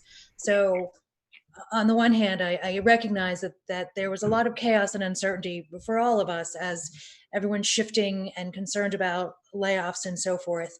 And also recognizing that, as a commission, this is being brought to us because there was a violation, and really then, what do we turn a blind eye to? Not something like this necessarily. What would be the compromise? Recognizing that everyone, I took a pay cut at UVM. Most people on this call have taken pay cuts. So sensitive to that. Mr. Ward, you had suggested early on, and I don't know if that is still on the table or not, but what would the fee have been, the penalty fee, if you had removed the roof as part of the total cost? Certainly would have reduced it. And I don't know, again, if that is even still on the table. But up to Mr. Vance to answer what the actual work was, because that's what we do at the end of the project to close it out, is we review all of the actual expenses compared to their estimated expenses. But with a $140,000 job, it was 1%. So if the roofing was $10,000, we're looking at $1,300 for the fee rather than the $1,400 fee. Okay, so no.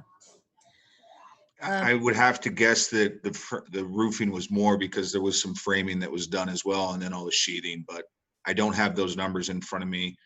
I don't have the estimate in front of me to be able to quickly give that number. Okay. I think that's all I have for now. Thank you, Mr. Vance and Mr. Ward and Brad. I appreciate it. Thank you. Commissioner Barr.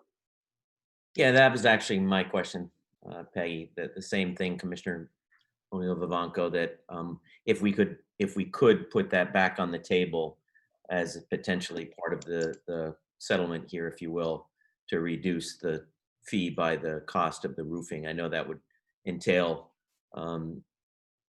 Mr. Vance providing that information and seeing what it would be. And I mean, it doesn't sound like it's going to be significant by any stretch, but every little bit helps, because I'm very sympathetic to COVID as well. Taking pay cuts and trying to get things done, and it's just been a difficult time for everybody. But I would say rules are rules, unfortunately. So that would be a good compromise in my estimation. That's it. Thank you, Commissioner Barr. I think most of my questions around the timing and so forth have been already covered here. So I don't have anything further on my end. Mr. Golding, could you check if there are anyone from the public interested in speaking on this? There is nobody signed up at this time online or who have emailed into the email, so none. Thank you, sir. Okay. With that, there is an action requested to vote on this. Are there any suggestions here as far as a motion? Or yeah, I guess so a question first. Director Ward. Yes, thank you, Chair. I wanted to just say, it was asked before whether that was still on the table, and I feel like from my perspective, I don't object to that. That was what my offer was initially. That Mr. Vance rejected it, so I think the full amount is on the table. Certainly don't object to a motion to what was described that says Mr. Vance could submit those to myself and Brad Biggie, and we would, if the motion is that we would recalculate that fee based on that, and he potentially would have another appeal if he felt that that was somehow handled improperly by us. But to the question of whether it's on the table, everything's on the table. You could go down to zero or leave it at what it was, or the reduction, but reducing it is not, I'm not objecting to that. Okay, thank you. And was there a question or comment, Commissioner Overby? I just have one question. Has GW Savage, been subject to these after the fact permit fee problems or lack of a permit in the past? I'd have to let Brad speak to that. I've only been the director for about a year, and this is the first appeal we've had for an after-the-fact fee. I know we issue after-the-fact fees somewhat regularly, but I don't know about this particular customer. I honestly, I would have to go look through their record. I mean, there's so many permits Mr. that go Van? out. I can't remember everyone. As a partner, I know that this is the first time we've been fined by the city of Burlington. When I spoke to the other partners, they were flabbergasted. One other question, has there been any other after the fact penalties for people who have been doing a permit on a fire damaged building? Honestly, I'd have to go look through the records. I mean, there's not a lot of fires in the city, thankfully. So I would have to look that up. Well, yeah, that's probably too late. I should have asked that question earlier when you had the chance to get that information. I guess my concern is that the difference between your standard kind of project, getting a permit versus a fire damaged building. So that was why I was trying to figure out what the other circumstances are of people with fire damaged buildings. Thank you. It looks like Director Ward has a Yes, Director Ward, please. Yes, Commissioner Overby's question is in the report that I gave to you. The last part of section 28 fees, subsection F, says no processing fee shall be added to the permit when a permit is required to abate a condition that is deemed an emergency by the building inspector if the inspector determines that the owner is not responsible for the circumstances that led to the emergency. And I think what we were saying is the building really should have been made safe in October, and we would not have objected to it if they were putting up plywood to cover the windows to make it waterproof, or doing some tarping of the roof at that time to make it safe. But again, we felt like 5 months later, it was no longer an emergency, and waiting 15 extra days was very reasonable. And the only thing that we had given approval for is putting back the roof. Right. And that dwelling had stood there. If I remember correctly, Mr. Vance said the fire was in August. August 9th. So August 9th, there was a fire. It was secured. A permit was pulled in October by Inspector Iannelli for the demolition. Yep. And that didn't occur for another 5 months. And there was still no approvals for anything beyond demo. So in these situations, and I certainly don't want to bore everybody with all the details of working with insurance companies and mortgage companies and investigators and all that stuff, but there's an awful lot of delays that are out of my control as a company owner to move forward on a project. The first is the insurance company has to release funds, and that can take quite a bit of time to begin with. And then you have to deal with a mortgage company. And in this case, it's a national mortgage company. I will use one example just to bring it into perspective. About 4 years ago, I actually had to get on the phone with Bernie Sanders' office to push a national mortgage company that held up one of our service members' homes payment on work that was complete for, on my children's life, 6 months. They would not release the funds. The work was done. They wouldn't release the funds. And their service member was in dire straits. They could not move back into their home. Their insurance company was not paying the additional living expenses to live outside the home anymore. So what I'm trying to explain is that there are a lot of extenuating circumstances out of our control, our company's control, to progress a job. Once all those things come together, okay, now we can move forward. And in this case, well, now we find out that there's asbestos. Well, now there's that whole process that the state requires us to follow through and have done. And we can't do it, someone else has to do it. So I understand, Mr. Bigby, that yes, there was a delay there. It's out of my control. So just a quick question. What would the situation be had you not followed the state's requirement for the asbestos removal? I submitted the paperwork to the state, and then a third party does their work. I don't know what the fines are for that. I don't do asbestos abatement.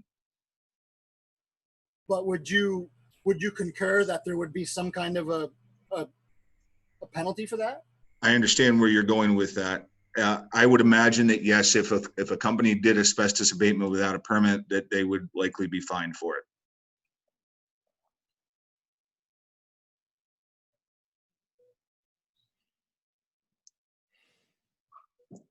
All right, thank you for the additional info there. Bringing us back to the commission. Is there anyone inclined to make a motion here? Here, Hogan, I have a process question before we get into that, and this might be for Director Ward. Sure. Director Ward, you've been through enough appeals with us. Generally speaking, this commission convenes an executive session to issue a decision which council writes up and issues out to the appellant. So wanted to get your take on this. Is that something we should be approaching here, or is this a different scenario? I think it's completely up to the board, because if folks have a clear, if there's some sort of agreement that, folks are going to side clearly with the appellant or clearly with the city, if there's some sort of unanimous vote, it could be moved forward relatively quickly. But I don't disagree that it might be worthwhile to, conclude, and just for the appellant's benefit, the executive session, Mr. Vance, doesn't include me or, the building official.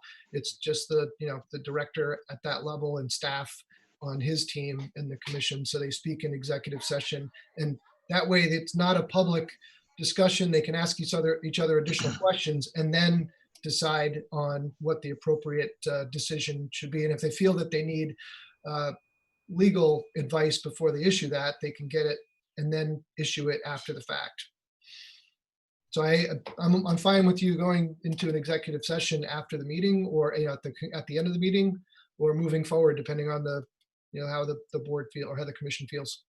Sure. And curious to know, because generally we have counsel available with us in those sessions. Those sessions do not include any directors, by the way. It is just us commissioners, as well as counsel, and where counsel represents the commission's interest in that particular case. So if we were to opt that way, what are our options for convening, number one, an executive session, number two, with a council present, such that we could bounce ideas off that person, such as this compromise, right? Because if we're looking at that direction with a quasi judicial decision, it could potentially have legal implications, right? So we want to make it formalized.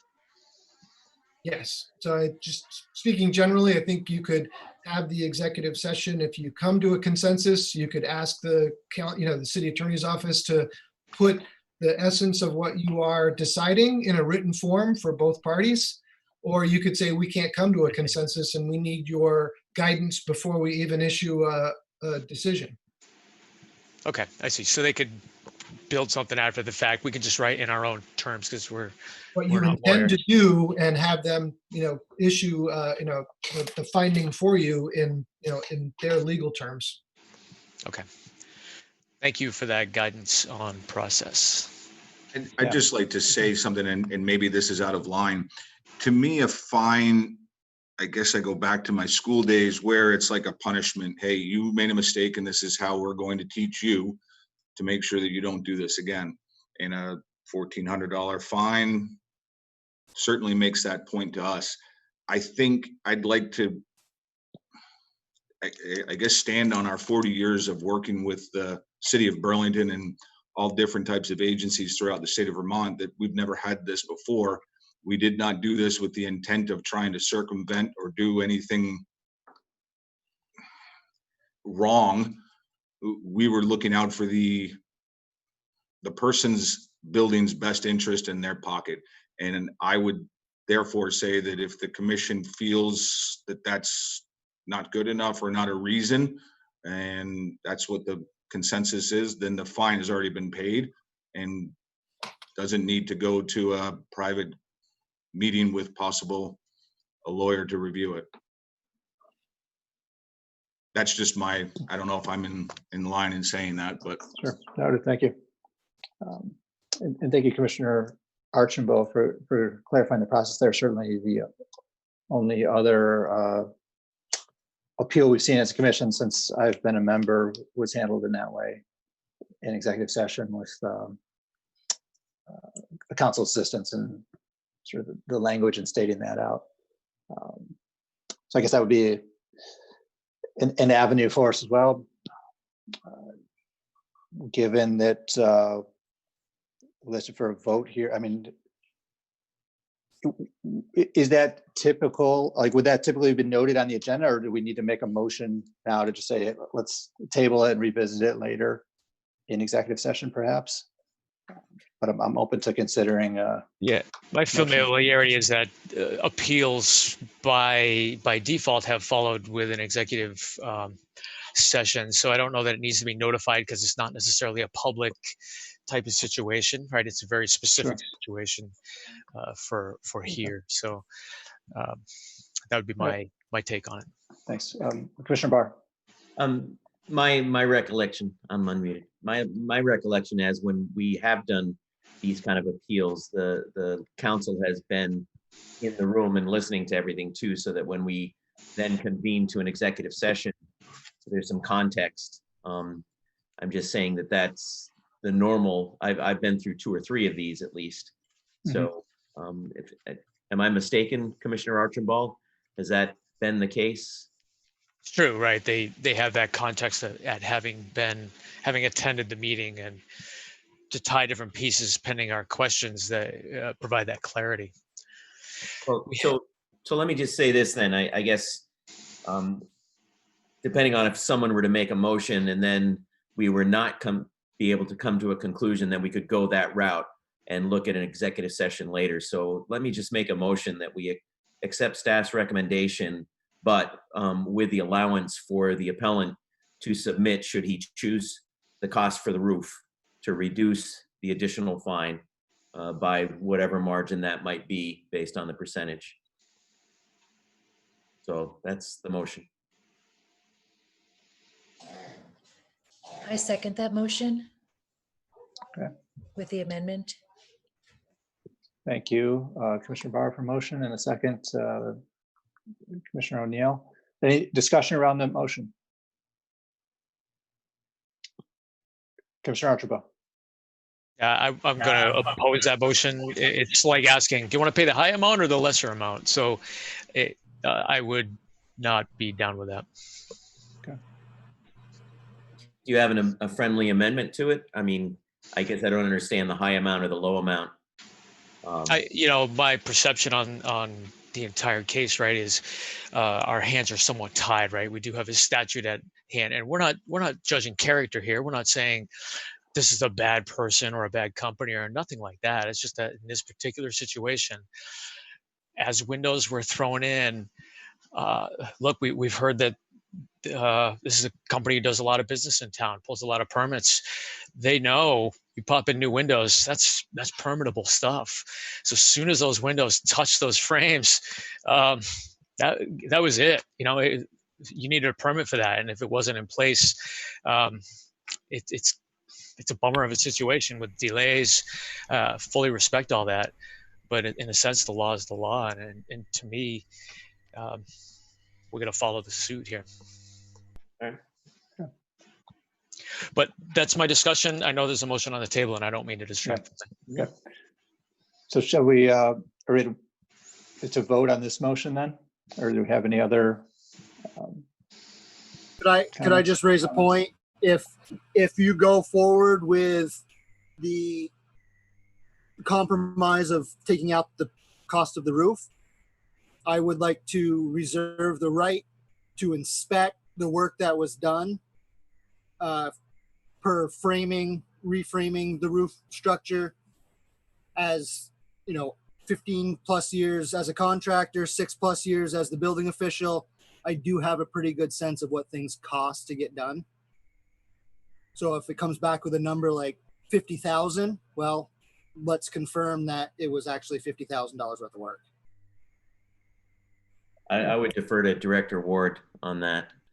Yeah, I would say in that case, if we found an anomaly, we would write something back to Mr. Vance. I feel like we'll be able to work this out. I really do. Yeah, I mean, I just got to say, Brad, why would you even feel the need to say that? Have you ever experienced a poor experience with our company? Ever? As far as pulling numbers? I mean, you make it sound like that we try to pull. No, Sean, I'm not, Mr. Vance, I'm not at all. I'm just saying, just being honest. Being honest that you wouldn't believe the numbers I give you. Well, I mean, if you rebuilt the whole roof, I could understand, okay, it was $50,000, but I mean, I know, a raised ranch, I have a pretty good idea of what it costs to reshingle a raised ranch roof. And if there was framing done, well, I mean, what was the extent of it? Sure. And I think it's probably, hopefully we'll go without saying, if any, probably goes with any costs submitted, that if in your judgment they're not I would start to work. I would make it simple for you and write something to Mr. Vance that was very clear about, here's what you gave us, here's the city's objection to that, and it would put him back in the same position where he could potentially appeal that. But again, I feel like we'll be able to work this out. Sure. I concur with Mr. Ward. All right, we have a motion on the table. It's been seconded. I think Commissioner Overby might have had a question. I will not be supporting this motion either, because I feel like under the circumstances and with the way the situation is, that that there shouldn't be a penalty for trying to repair a fire damaged building regardless. I just feel like that's inappropriate, particularly if it's not a problem that this company has been having over and over. I feel like a fire damaged building is a whole lot different than shut down for a homeowner doing a kitchen or a bathroom. And you aren't in the business of enforcing the governor's shutdown work order. You were in the business of trying to focus on the permitting process. I think there was some confusion in the communications. I won't support this motion, because I just feel like this is a circumstance where we should be recognizing the situation and let's getting on to getting burnt out buildings repaired. Sure. Okay. Well, there's 5 of us. We need 4 to pass a motion stating that. I guess let's bring it to a vote on this motion as it stands here. If I could summarize, I'm sure we got it. The motion is back just to uphold staff's recommendation with the caveat that the appellant is welcome to submit roofing costs and have the fee sort of prorated relative to this. Yes. All right. All those in favor of that motion, say aye. Aye. Aye. Aye for myself. Those opposed? No. No. All right. 3 in favor, 2 opposed. That motion does not carry. So here we are. Would anyone care to offer an alternate language or alternate path for us? If I may suggest, we seem to have divergent paths and opinions on this one. It's possible that in an executive session, we could collect some thoughts into a singular piece of communication that we could share with council.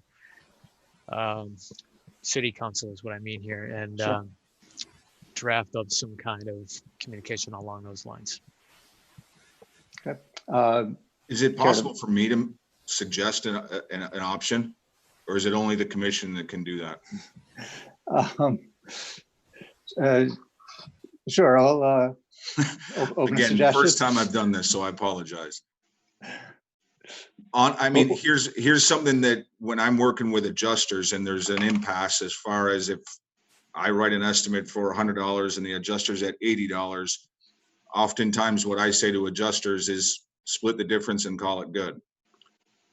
I heard some of you say that it should be the full amount. Some of you who seem to think there shouldn't be anything. I obviously believe there shouldn't be anything, but in the interest of closing this case and trying to move on, I would be willing to say, all right, cut it in half and we all move on. No, okay, thank you for that, Mr. Vance. I think Director Ward has suggested that there could be a range of outcomes here as well. We hear you. With that, would Commissioner Archambault or anyone else interested in making a motion? To a solution, or I mean, procedurally, I would recommend we go Procedurally to, for next steps. I don't know that we need a motion to go to executive session, but I may be wrong on that. I'm kind of have to defer to our Director Ward or Director Spencer if they're around to. Sure. So it seems like you put it in the past. Is that you said we don't necessarily need a motion to do that? We could just say perhaps go through the rest of our business. Don't quote me here on and that. Because normally that is the protocol. So Sure. since we're now into it, I kind of want to defer to Director Ward here, maybe for his thoughts. I'm sort of at a loss for, the actual Robert's Rules of Order, but Okay. maybe it does make sense to table the issue if that's your intention, to table the issue to an executive session. Oh, looks like we have Director Spencer back. If Director Spencer, if I could pick your brain personally a little bit here, do we need to make a motion if we wish to go to executive session to discuss this appeal? If you are seeking to go into executive session, you'd need to have a motion on the finding and then a motion to actually go into an executive session. And you could do that either now and go into executive session, or do it at the end of the meeting. You do not need to, you could have an executive session at the end of the meeting. It doesn't need to be now if you would like to go through the rest of the agenda. Yeah, I mean, that was be my sense, is to perhaps table this and if we need executive session to do it after the rest of our business here. But do we need some language to table this for the time being? Right. Commissioner So sorry, let's hear from Commissioner Overby first. She had her hand up patiently. I would like to make a motion that we, considering that the appellant has offered a compromise, I would make a motion that we actually vote to approve uphold the staff's decision that an after effect fee be applied, but that it be only half of the $1,400 due to the circumstances that we've been dealing with the COVID-19. So the wording of it would be, I would like to request that we uphold the staff's decision that an after effect fee was to be applied, but it will be reduced by 50% due to the circumstances that we've been dealing with the COVID-19. And that would get us a decision made. We can move on to the rest of our agenda. We don't need to go through an executive session. So that's my motion. If anybody wants to second that. Motion's on the table. Is there a second on the motion? I guess can I just ask for some clarification too, because there was a $1,400 and then there was also the $1,100. So are we saying combine the two and then split it in half? I think that it was wasn't the $1,400 was the actual penalty for the late. The normal application fee is one thing, but the actual late the penalty was the $1,400 is my understanding. So I was thinking half of the $1,400. You're correct. You're correct, Commissioner Overby. Okay. So that's there would still be the permit fee of the $1,100 and then the $1,409.08 would be cut in half. That's your that's motion. my proposal, because it's apparently acceptable to the appellant.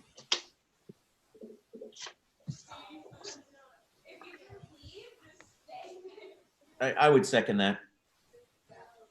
Sure. Okay, we have a motion. We have a second. Should we bring that to a vote? All those in favor? No. I would like to discuss that, please. Discuss that. Sure. Discussion around the motion, please. Since we're not in executive session, right now, we got to discuss it. So here we go. Please. I mean, I'm going to vote no on this, right? I mean, under what precedent are we setting here, right? We're all about precedent on this commission, no matter what we vote on. What example are we setting? So now we're going to say, let's just cut it in half because what, we're late on time because we want to go to bed. I mean, really, I think the damage done by just trying to settle this thing quickly rather than go to executive session and talk this out, such a dangerous precedent. So I can't support this. I don't think it's for the right reasons. Noted. Okay, thank you. Any other discussion around this? I'd like to discuss this in executive session. I feel like they're just, you know, I agree with the complexities of COVID are challenging. The communication issues were challenging. And I do want to be careful about maybe overly penalizing during that situation, but also measure that with setting a precedent that we don't want, that we can't undo. So I would agree with it in executive session conversation. And we can make it quick. I want to go to bed too. Yeah, I'm open to it. Here we are with a motion and a second on the table. Should we vote on this motion and then see where we're at? Okay. All those in favor of this motion, say aye. Aye. Those opposed? No. No. No. All right, that motion fails to carry. Chair Hogan, may I make a motion that we go into executive session at the tail end of, once we knock out the agenda at the very end and discuss this matter? Thank you for that motion. Is there a second on that? I'll second it. All right, seconded by Commissioner Barr. Is there any discussion around this motion? All right, let's vote on this motion then. That we table this item for now and address it in executive session after the rest of our business here. All those in favor say aye. Aye. Aye. Those opposed? No. Okay. 4 in favor, 1 opposed. That motion then passes. So we will pick this up in an executive session at the end of the meeting. All right. That. Thank you very much for Director Ward, Inspector Biggie, and Mr. Vance for your input here. Appreciate hearing. Thank you. Thank you for everyone's time. Legitimate statements on both sides. Thank you all. All right. So Thank you. Have a nice night. thank you, you too. Bring us to agenda item 8, marketplace garage rate implementation. Expecting a communication from Mr. Paget. And before Assistant Director Jeff Paget starts, I see he's still queuing up here. I would like to inform the commission that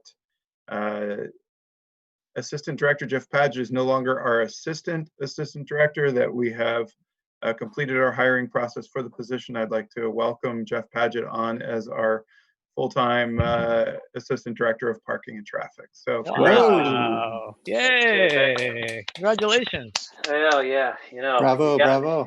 You got me for the long haul now. Congratulations, Jeff. Thank you. I've pretty much been here every month for the past 6 or 7 months, and I think it's going to continue. My 2 agenda items tonight are just kind of the beginning of a lot more communication with you guys. So it's going to be interesting. So I'll get right into this because I know the hour is getting late. So back in June, you guys approved all this sort of suite of rate changes and policy changes that are all intended to shore up and create a more sustainable financial business situation with the garages. We were moving fast. The budget was looming. FY21 was coming. Lots of budget pressures were happening, and we were in the process of watching ourselves lose a lot of money. So things went faster than maybe they should have.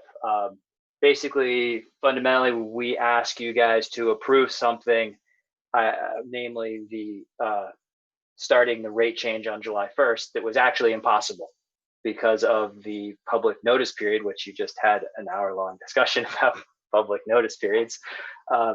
So we screwed that up too. So you can't, so by approving it on the 15th, we actually didn't have the 21 days that were required for the public notice period. So we couldn't have implemented on July 1st anyway. And then secondarily, the practical matter of business in the downtown is that one of the arguments that we have towards the removal of the 2 hours free at Marketplace is that the Marketplace garage is way over capacity, which it was in August, September of last year. Well, we're not back to that yet. We're operating 20-30% capacity right now. So to change it over right now, create another piece of instability in the downtown doesn't make sense. So we worked with, Chapin was very helpful working with the mayor and members of the downtown community, and believe that the implementation of the rate change, the 2 hour free rate change at Marketplace, moving that to January makes a lot more sense. It gets us through, hopefully, the recovery. This recovery gets us through the Christmas season. And then the change can happen in January. The other changes, the codification of the holiday rates and the policy updates, those can go forward because those are, those are house cleaning in essence, and creating tools for us to use. They don't have that sort of public impact. So what we asked the lawyers to do, and you'll see in your packet, is basically just split that. The language that we offered you in June was split into two different ordinance changes. And that's the two documents you have in your packet there. The language is exactly the same, just split it into two different ordinance changes with different rollout timelines, one for September and one for January. So that's really all this memo, these 3 or 4 pages of memo and text relate to. So happy to answer any questions. Thank you for that. All right, any commissioner discussion about this? Sorry, Commissioner Barr, on your end. No, it seems pretty straightforward to me. I'll wait to hear what other commissioners might have to say. Yeah, sure. Thank you. Commissioner Archambault. No questions. I just want to acknowledge, Jeff, I'm really sorry that you got caught up in this. You had so many details to look at, and then now in hindsight, I'm sure it looks obvious, but thank you again for all the work you've done. You've closed loopholes. I know, let's face it, right? People are not psyched about losing the free parking down in the Marketplace garage, but I had someone reach out and I was explaining that actually it's, by taking away that free parking, it's for better turnover in that garage. It's actually for to conduct better business downtown. So, because the more turnover there is, the more business there is. So I'm supportive of that. I know that it's not readily apparent to most who will see that go away in January, but you have an advocate in me when it comes to it. So one detail I didn't share with you is that with the understanding that this would go into effect in January, the Church Street Marketplace Commission actually voted unanimously to accept the 2 hour free, and they understand, just like you articulated, they understand that 2 hours free was great while it lasted, and now it's time. It's time for the change to start happening. But it's not to stick it to business, right? It's to no. actually promote better business. So that's why. And they understand that. Yes. Yeah. Because the community seems to understand. I'm glad to hear there was unanimity at that commission, because that's perfect. I say no more. Thank you. Thank you. Commissioner Overby. Yes, I think we discussed this pretty fully the last time. And so just changing the dates, fine. And the one thing I would add on to what Commissioner Archambault just said is that obviously we know they're working on having a merchant plan so that people that shop can actually get a voucher to get some free parking, but it's based on having actual shopping experiences. So I think this is great. The dates are probably more appropriate, and it really will. We still have the opportunity for people that are coming downtown to pick up a little chit to be able to get some free parking when they've shopped. Right. Just been in a store. So thank you very much. It looks good. Yeah, I'm glad you mentioned that. Actually, I should say that as part of this, we are planning a merchant validation program to go along with it. So there really still will be the potential to get 2 hour free in the Marketplace Garage. You just have to go to a store to get, or go to a venue. We haven't figured out how the whole thing's going to work yet, but we're committed to doing that. And we're also committed to finding a financially sustainable way to provide employee parking for retail and restaurant workers in the downtown, because that's an ongoing challenge for those typically lower wage earners to find a reasonable place to park. So we are doing that now. We're using holiday funding from last year that was left over to fund that. We're actually doing it right now, but that will run out, and we're trying to find a financial model that will, so we can build that type of system. So like I said, this is a suite of changes that we're trying to do. All right, thank you. All right, Vice Chair O'Neill. Yeah, I totally agree with the timing. I just have a general question. What are the levels, the parking levels, occupancy rates looking like now that the city has open streets on Saturdays? Are you noticing that there's sort of, increased vibrancy and people driving and utilizing the garages, or is it still too early to tell, or I don't know, and just any kind of anecdotal stuff even? Well, I actually have data through the end of June, and we are increasing our activity and our occupancy. So if you look at, I'm looking at charts here. So basically back in February timeframe, if you measure entries into the garage, so activity, people going in, it's about 1,500 cars a day going in. So it gives you an idea of just flow. I don't have the occupancy numbers for back then, but if you look, I'm looking at the chart for that same sort of entry flow, and the highest we were at so far was 900, and that was on a Saturday. But that was 2 weeks ago, and I've been watching, and things just anecdotally, I haven't seen them spiking any harder than that. We've started getting good occupancy numbers now because our park system is starting to work and our ambassadors are starting to do car counts. So I'm starting to get better data on occupancy. And the highest occupancy that we had up until 2 weeks ago was in the Marketplace Garage was 200, and it's got a capacity of 365. That was the peak. It's usually down around 100, 150. So we're operating at 20 to 30% capacity. So it's still, we're hurting just like the downtown businesses are hurting revenue wise.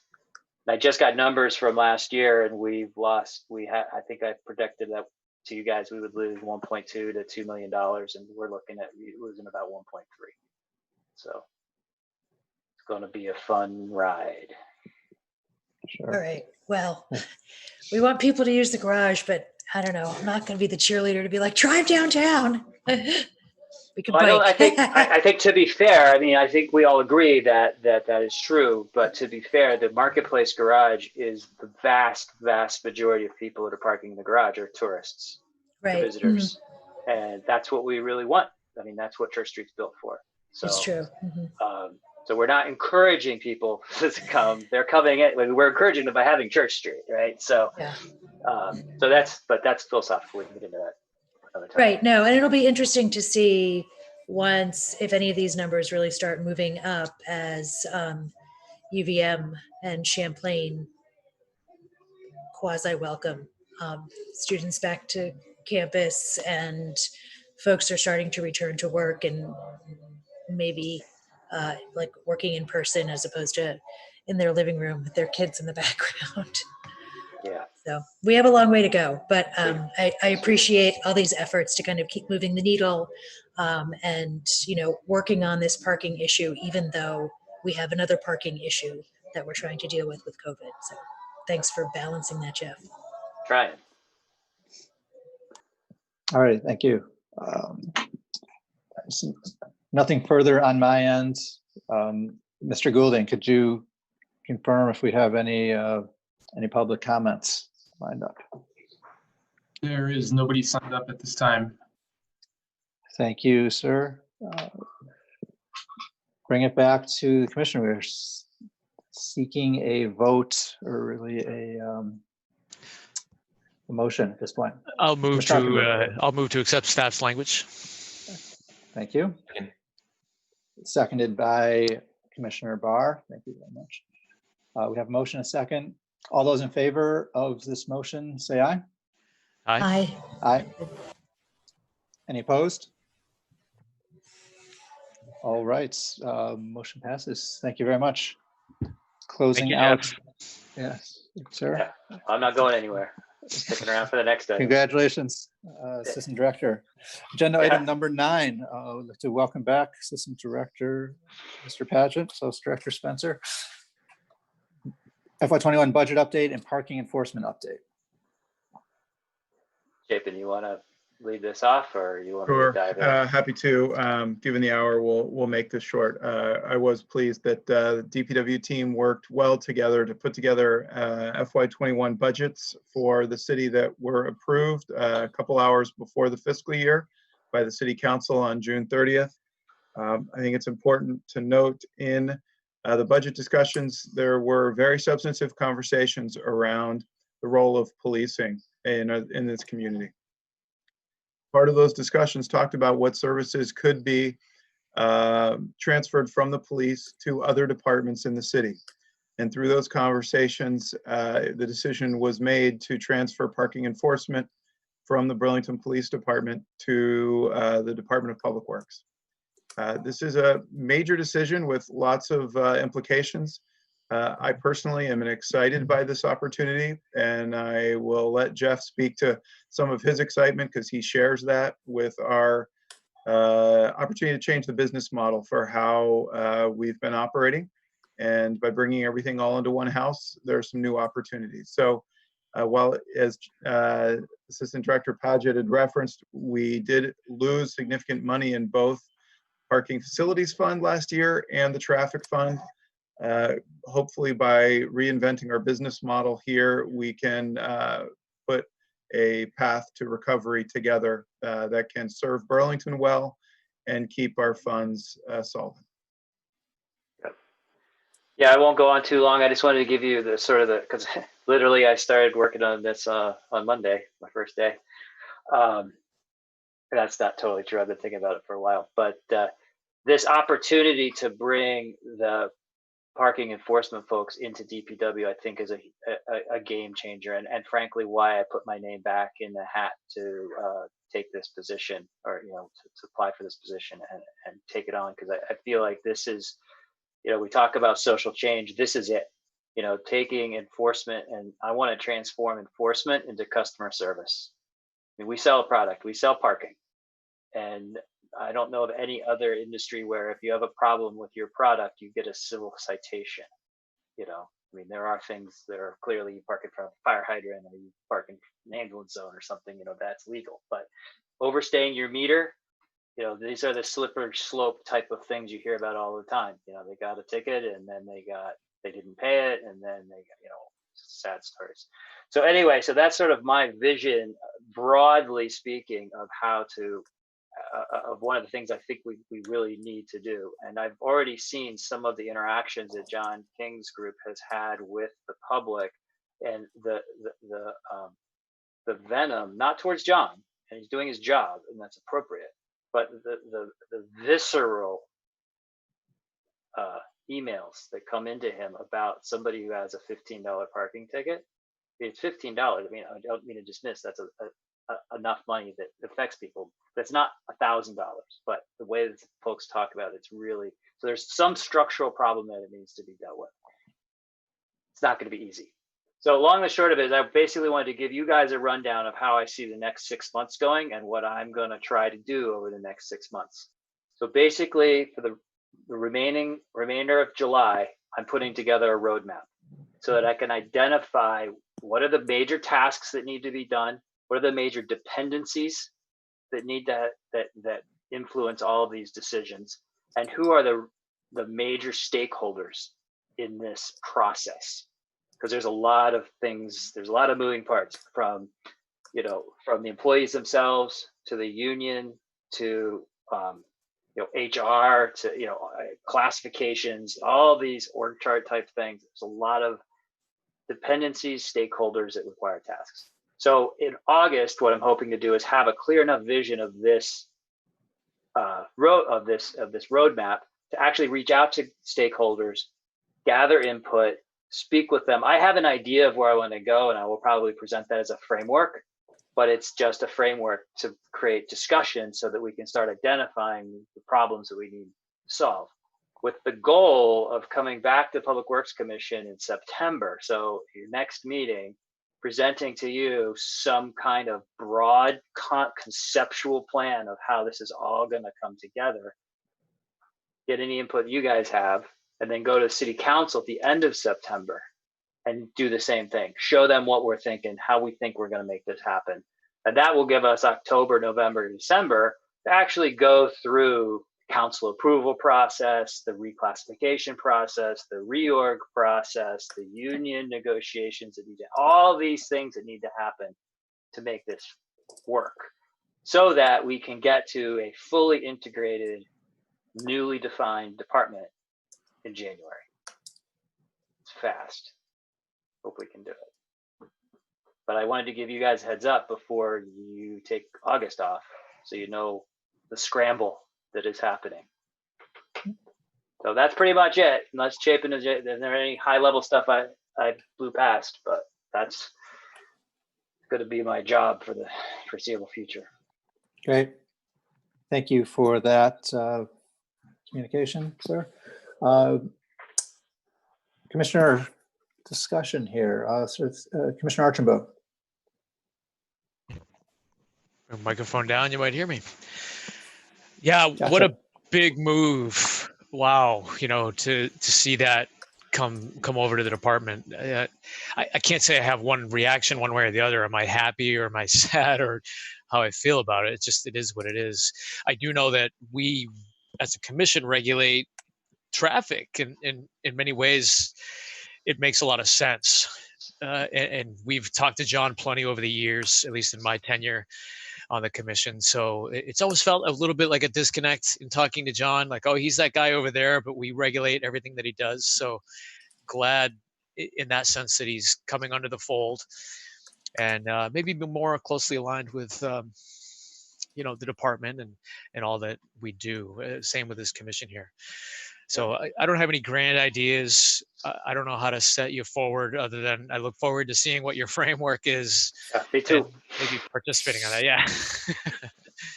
But knowing that you're there will help me sleep better at night. Appreciate that. Thank you. So one integration I forgot to mention is that the police department actually gives out their citations on the Flex citation platform, and we run our parking garages on the Flex Parks parking and revenue control system platform, which both sit on the same platform, but they have an instance of the platform and we have an instance of the platform. So one of the mergers we can do is actually put all of our parking into the same technology platform. So theoretically, if someone has overdue parking tickets and they want to get a parking permit in the garage, we could say no.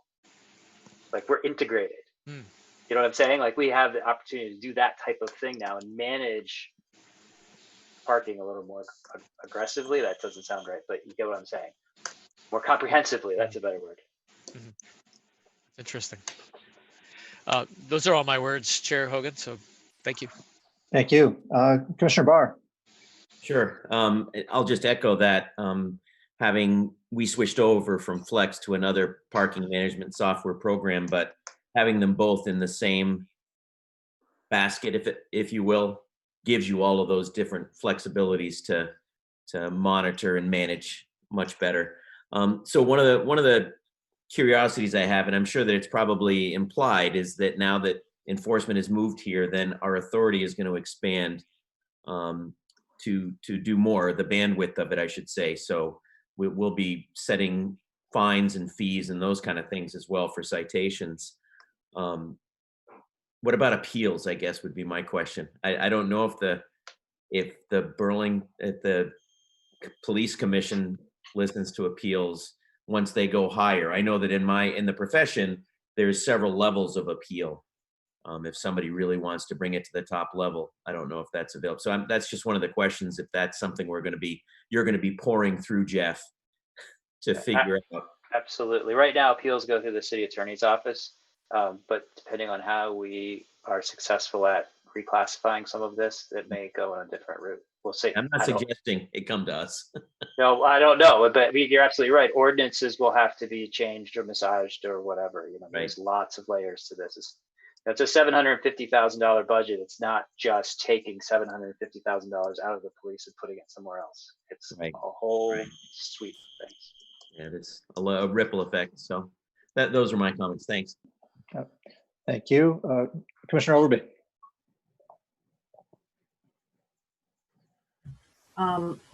I think this is great. And I just want to sort of, my general comment is your focus on parking as a product and customer service toward parking, because it's always been a question in my mind when we have violation fees and fines. What is the purpose of that? Is it to encourage compliance, or is it to create revenue? And those are sort of interrelated things.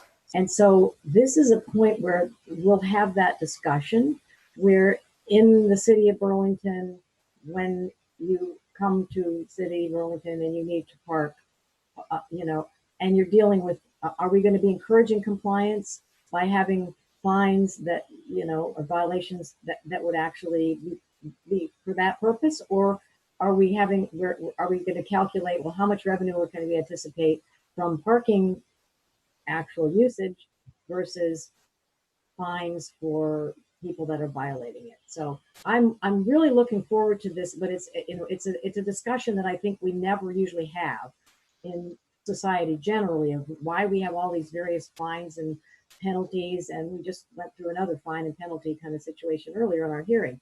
But I'm looking forward to your focusing on customer service, parking. There is going to be a cost to park. We've gone through that a little bit when we went with going to the $1.50 for the prime meters. So we've been focusing on that a little bit, and you're going to be able to, by thinking about it in your, what looks to me like your global way, I'm confident that we can be advocating to the public what the point of this is, what the point of the penalties are. And so that they don't just think we're just trying to be like a speed trap in a small town that's taking money from people that are, just the wrong place at the wrong time.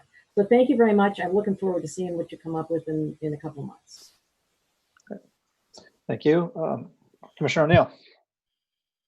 Yes, I'm going to echo that excitement about kind of your framework of customer service, because I was actually thinking about parking just this week, because it's the first time we parked in the street waiting for a refrigerator to be delivered, and thought, oh, we can't leave our car parked there for too long, and just thinking, well, right, so we get penalized for having your car there because of these crazy rules on our street. So, I wonder, again, all the time in the world and being able to look at data, is there a way to look at the different parking issues across the city as they relate to the tickets that have been issued? Are there constantly problems of people blocking, this fire hydrant, or encroaching on someone's driveway, or overstaying a meter? I mean, overstaying a meter is kind of an easy one. You just feel like, you didn't want to pay the extra 50 cents, then here, you pay the $12, whatever. But thinking about, well, what is the data we have, and how can that help shape the customer service? Because part of customer service then is communication. So what are the expectations of, utilizing this public right of way to warehouse your vehicle for X number of minutes, hours, and so forth. So I'm excited to see what you come up with all that as you stare. I see your screen flickering on your face. Getting and emails from customers. But then I'm also, I think we have a responsibility in thinking about this appeals process. There are appeals processes for reasons, just as we were dealing with earlier. It's a valid avenue for someone to take. But and knowing at UVM with the parking there, there are levels so that it doesn't consume a lot of staff time or commission time to have to deal with, a $50 fine or something like that. So I'd be interested to see how over the next couple of months you come up with those sort of kind of chain of complaint commands. Well, I want to moderate expectations because those probably won't be resolved in the next couple of months. Well, mostly the next couple of months is architectural and structural, and we got to get the people moved and start moving this ship. It's going to take, that's a culture change. And John King has a wealth of knowledge and experience in boots on the ground, dealing with appeals and dealing with the public. So is he coming over? Is his position just moving, or is it going to have to be? Well, that's what we're trying. That's what I'm saying. Okay. The architecture of the organization, we got to figure out exactly what that looks like. Okay. All right. We haven't had a chance yet to actually have a strategy session yet with the police leadership, just given everything else that's going on with COVID and other matters. So we'll have that meeting. Our hope is in the next 2 weeks. Well, great. Good luck, and we're here for you. Thank you. Thanks. Great, thanks. On my end, just one clarification, probably should be obvious, but I missed it. So in the interim, meaning like now-ish till maybe January when this intended organization was rolled out, is enforcement still at the police department? Yes. Yes. Yeah. Good. Thank you for clarifying. All right, nothing further on my end. I don't know if we have any public participants left here. Mr. Golden, could you confirm if there's any? Not at this time. Great, thank you. Okay, so we are back to a non-existent public comment for this item, and back to the commission here seeking we are requested to vote on this matter. Yeah, I think the vote was probably mistaken here. Jeff, there's no action at this time. No, there's no action. No, this is just information. Sure, okay, noted. So no action needed. Our parking action was addressed in that was going to be my question. What's the language? Yeah, I wasn't sure. Like, I know you split out two pieces of that last one, but they were voted in one slate in the last one. Very good. No action addressed. Well, thank you. Yep. Thanks for the presentation. I appreciate it. We'll see you. Thank you, Jeff. Thank you. See you soon, no doubt. Yeah. Take care. All right. With that, brings us to agenda item 10, approval of draft minutes from June 17th. I will move to approve the minutes from June. Thank you for that. Seconded by Commissioner Barr. Is there any discussion around that motion?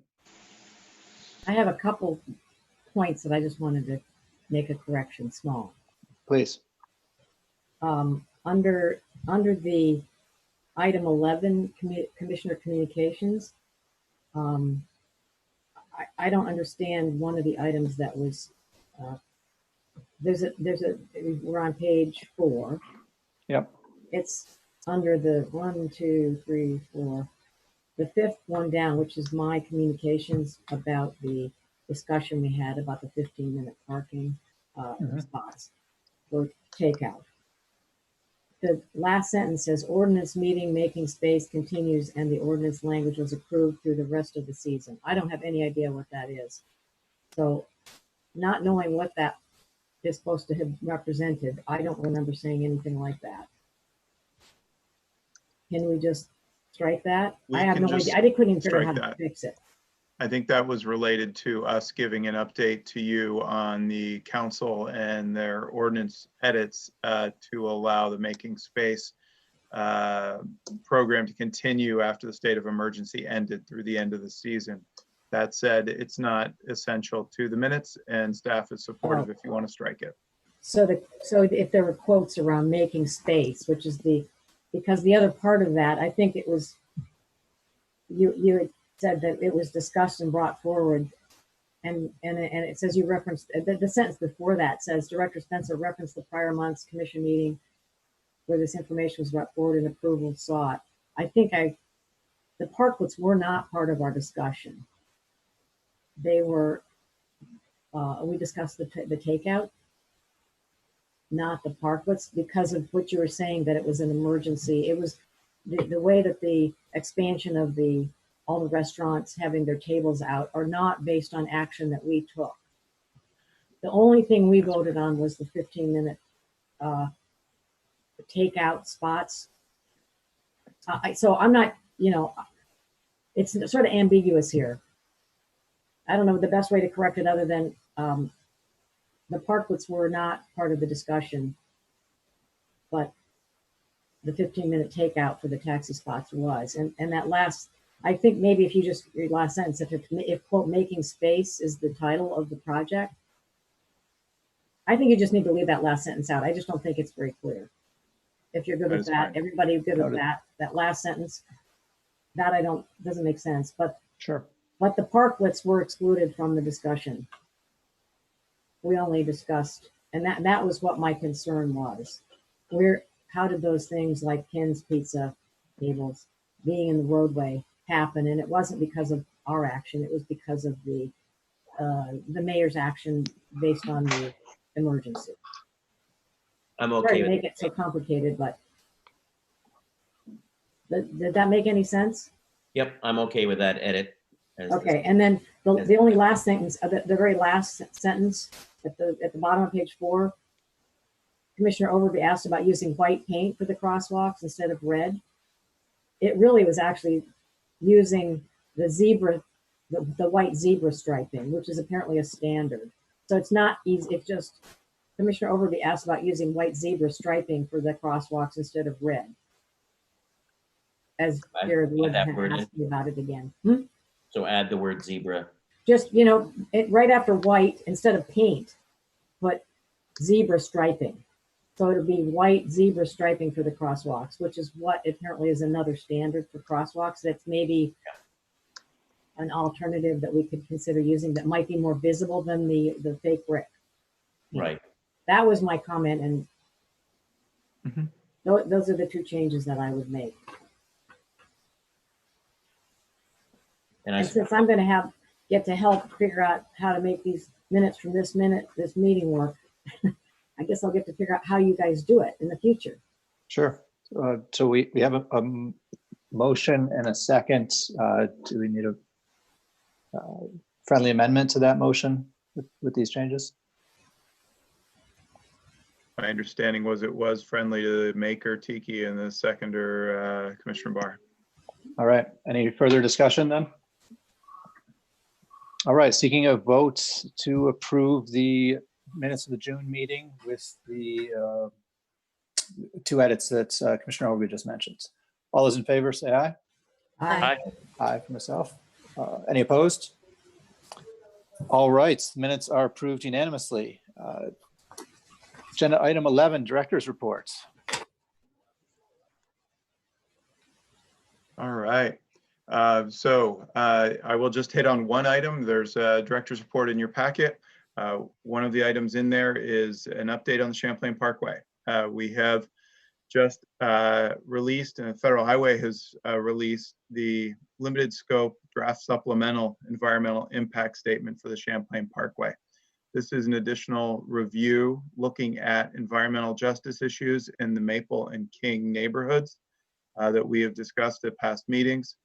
There is going to be an upcoming public hearing on this project. It is going to be a virtual and in-person meeting on July 29th at 6 p.m. We'll actually be using our truck storage bay at DPW to have a meeting with the doors open to allow for social distancing and adequate ventilation. But we're encouraging anybody who can attend virtually to do so. But it's a great opportunity to learn about the environmental justice review that we've done. And our findings have been that there's no disproportionate impact or major adverse impact on low income populations or minority populations in the project area. And would be happy to go into further detail at the public hearing or answer any questions. Thank you, sir. With that, seeing we have Commissioner Communication next, immediately as the next item, let's proceed to that. And Commissioner Overby, would you? I just had a question. Is that posted now, the report? Or is it says will be posted within a week? Is it on that website, the new one you have? It is indeed, and yes, it is available. And there's a new website, champlainparkway.com. It's same web URL, but it's filled with new information, new visualizations. There's a lot of great information. I encourage folks to check it out. Is it champlainparkway.com or .org? This one says org. Both. Okay, both. Okay. Yeah, I won't be able to go to the 29th meeting, and that's why I wanted to look at that ahead of time. Thank you. Great. Thank you, Chair. Commissioner Overby, would you like to continue if you have any other communications? I just wanted to sort of follow up with the, sort of a little bit of a mention of the Tony Reddington's public forum comment. I know I had worked very closely with Director Spencer and Commissioner Archambault, originally Chair Archambault, about getting the Cambrian Rise documents straightened out for the May 20th minutes. And I appreciate they've all got, I think everything's gotten straightened out. And I just wanted to say that I realized in the process of trying to get those minutes adjusted that there's more complexity to them, that whole thing that I was unaware of the fact that this guy, Clive Sawyers, had actually done the traffic study. It was much more than that. And so I think Tony Reddington referred to it. So I'm looking forward to actually being able to have everybody's data and statistics on the table when we all can actually hear more about the whole thing and get the apparently the other report that was done that he referred to of City Engineer Baldwin's report. So I feel like we just will have all of that, and we can figure out how to go forward with dealing with a safe intersection for the folks getting in and out of Cambrian Rise. It sounds like there's a lot more there than I was aware of than the one report that we did get posted, which is now available with the May 20th minutes. So that's my only comment. Thank you. Thank you. Commissioner Barr? Sure. I know I tend to often say this during commissioner comments, but I once again want to applaud DPW's crew that goes out and either responds to the see-click fix things or is out there actually getting the lines painted. At least in the old East End, or sometimes referred to as the Winooski Falls district now, the lines are perfect. I feel so much safer biking around now that those are in there. There's a few small tweaks that some of the folks are talking about, both there and down on Pine Street. But overall, I applaud the efforts and the progress that's being made. It's a good time to do it. We will pass that on. Sure. Thank you. Thank you. Commissioner Archambault? No communications for me. Thank you. All right. Commissioner O'Neill? I guess just one, echoing comment about the Cambrian Rise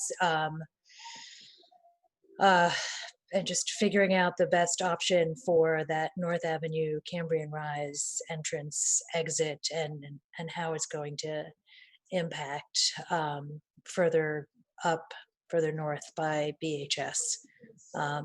So I don't know if part of the I know that Nicole is on the CCRPC work plan with the school district, And I know that the kind of the school travel plans, of which BHS is a part, how that's going to dovetail. But certainly it's a huge concern as a cyclist and also as a parent of a kid who's going to be hauling his butt down to BHS because his oldest sister has graduated.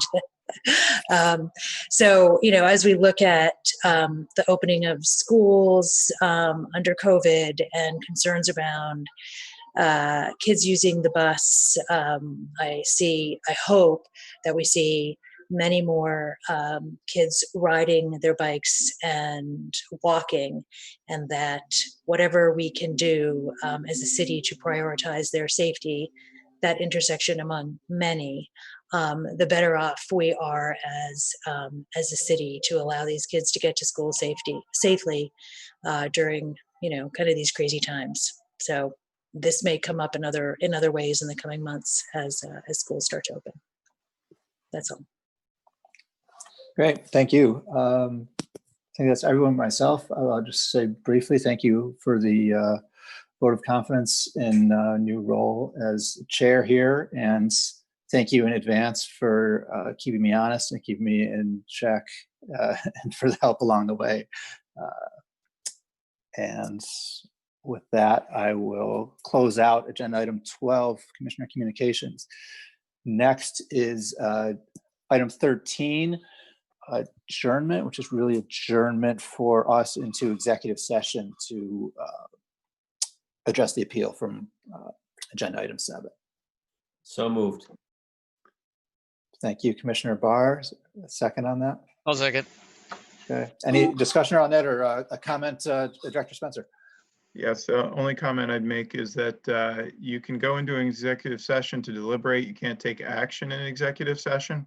Sure. So should you want to take action tonight, you should not adjourn this meeting. You should go into executive session now and then come out and then take an action. You don't have to take an action when you come out, and you can follow up with legal counsel after your deliberations, just so you know you have options. But action must be taken in open session. Noted. Okay. Thank you. So with that said, what do we, I guess, do we keep, I see that it's like Mr. Golding, perhaps maybe the host, do we keep the TV, town meeting TV on hold, or how would we, so presumably we go into executive session, we come back out, and then we formally adjourn the meeting regardless, or do we? I thought in the past, what we did, Chapin, was that we would move to adjourn, and following the executive session, which is not recorded, then the commission for this evening would officially be adjourned. I think I'm tripping myself up. Normally, with proper Robert's Rules of Order for business, that action has to be taken in an open session. My understanding is the commission is granted certain quasi-judicial powers with these appeals that has allowed you to debate and determine a path forward for these appeals in executive session. As I recall, I believe that's acceptable. So I guess I rescind what I just said and think that you can adjourn this meeting and then deliberate outside this meeting as this quasi-judicial body. Sure. Understood. Okay. So I guess with that, we still have a motion on the table that's been seconded. Any other comments, suggestions, or guidance there, Mr. Golding? As far as the mechanics, I took the host role back. I'm going to reassign that to you, but I'm going to wait until you formally adjourn this, and I'll basically take everybody out of the meeting except the commissioners. Okay. I'll stop the recording. I'll enable a chime to go on just in case you hear anybody else come back in. That'll alert you that maybe somebody's in that shouldn't be. Obviously, that shouldn't happen. And sure. You'll have the host duties, and you can just end the meeting when you folks are all done. And I think you should be all set on that end. Gotcha. And just to clarify, make sure I got it then, we are adjourning this public portion of the meeting. Does our motion on the floor, is that still valid, or do we need to revise that? Yes. Okay, so we're adjourning to be, and Commissioner Donnelly will pick up an executive session after. Fair enough. All right. Looking for a vote on the motion to adjourn the public meeting and go into executive session. All those in favor say aye. Aye. Aye. Any opposed? Do we need to have the finding of why we're going into the executive session? And then based on that finding, we end up going into executive session? For some matters, there is a need to have a two-step process of a finding first and then actions. I'm not sure if I should have prepped, Bill and I should have prepped more on this in advance. So I would suggest if that you have a new motion to find that discussing this appeal would put the commission at a disadvantage and should be done in executive session. Then the second vote would be to actually go into executive session. So the first vote should be a finding that it's legitimate to go into executive session. The second is to take that action. Thank you for that. So I guess we'll hold off on the motion that has been put forward and say procedurally that's not appropriate until we first make a motion of our finding that it's necessary to do so. I don't follow. We've moved to go to an executive session after adjournment.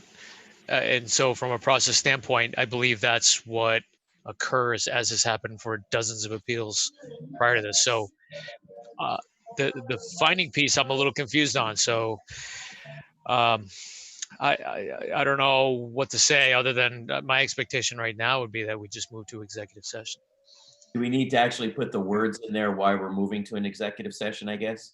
Because we couldn't come to a determination during the appeal, and that's why we're moving into an executive session? I mean, I could refine my statement to say as such, if that helps the process, but I tend to agree with Tiki that, you know, the reason we're having an executive session was because we couldn't come to an agreement during the actual commission and the appeal being heard. Commissioner Overby?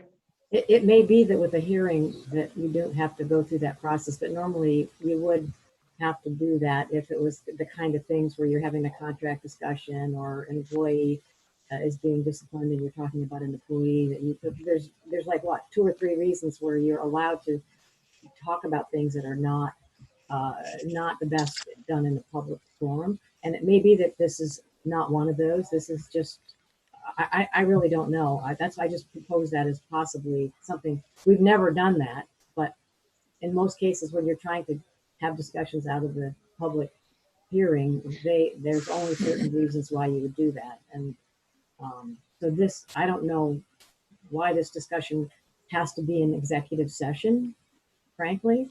It's just about whether or not there should be a fine. So I'm going to let you guys who have better input on this, but usually this is public business. We're making a decision, and maybe the hearing is a different matter. In the past, we've done that. So if you want to follow the past precedent, we just do that and we find out if we need to change that for the future, because we just are going to do it the way we did it in the past, so we don't bother with the finding and we don't bother with the action and based on the finding. Does that make sense? I mean, I'm suggesting maybe we just do it the way we've done in the past, and then we find out whether we really needs to be improved on. Yeah, I'm not sure I was totally fine with that, but I think from my limited experience here, there is some precedent that our deliberations about an appeal is handled in executive session. I guess I trust staff's judgment or recommendation on procedurally what we need to do to make that happen.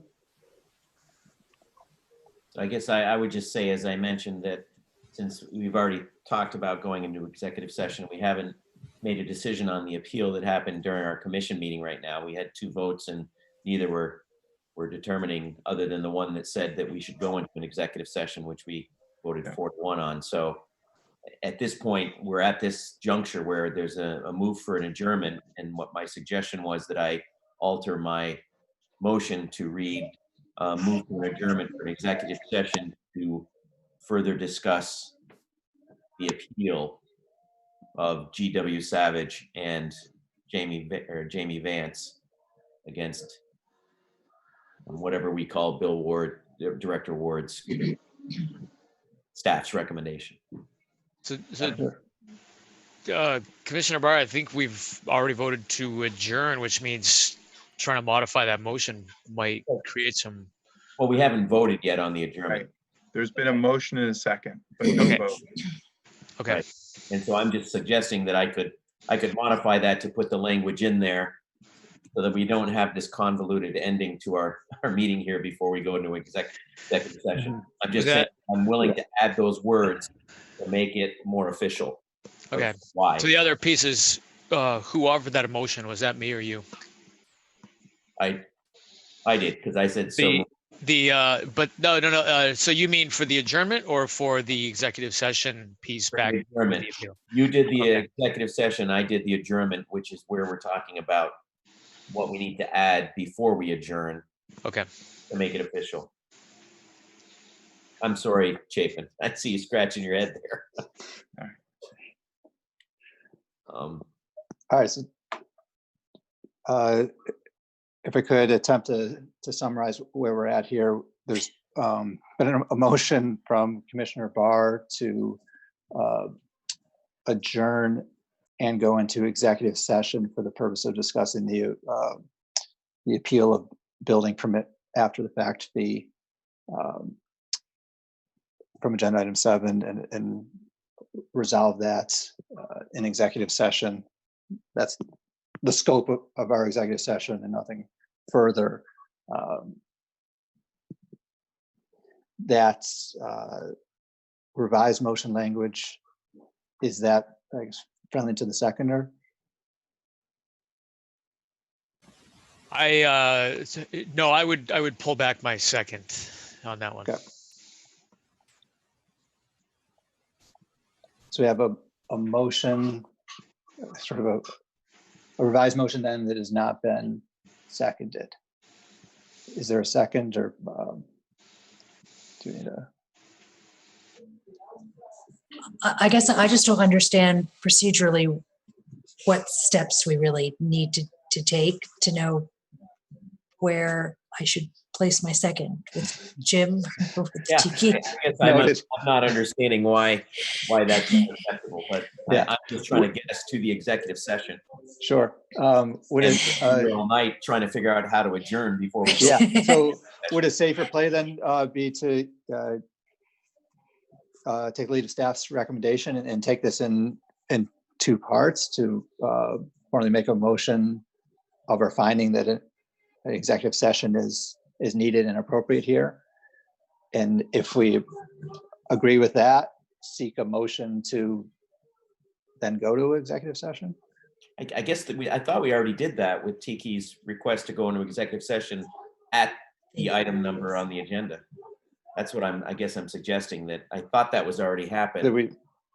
That back instead of we said, hey, we'll take this later.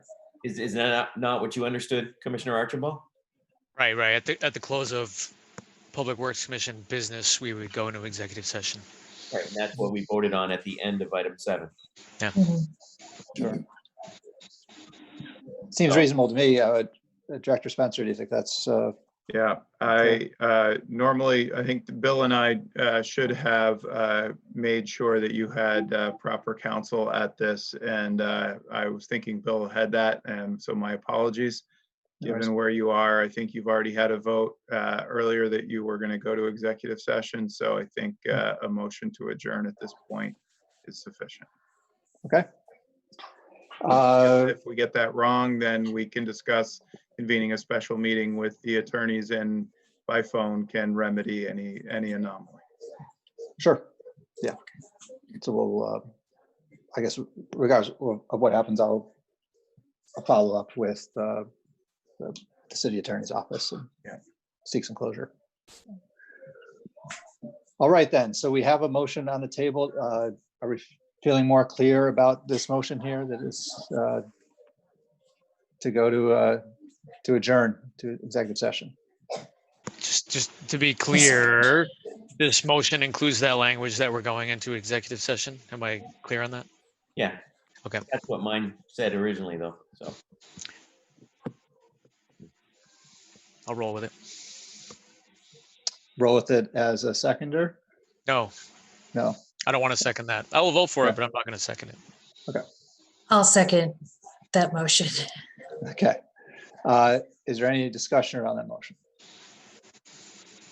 I think we should just have a vote to adjourn, and then you've already sort of discussed the executive session. I think we maybe didn't do it correctly, but at this point, I agree that Director Spencer can figure that out later.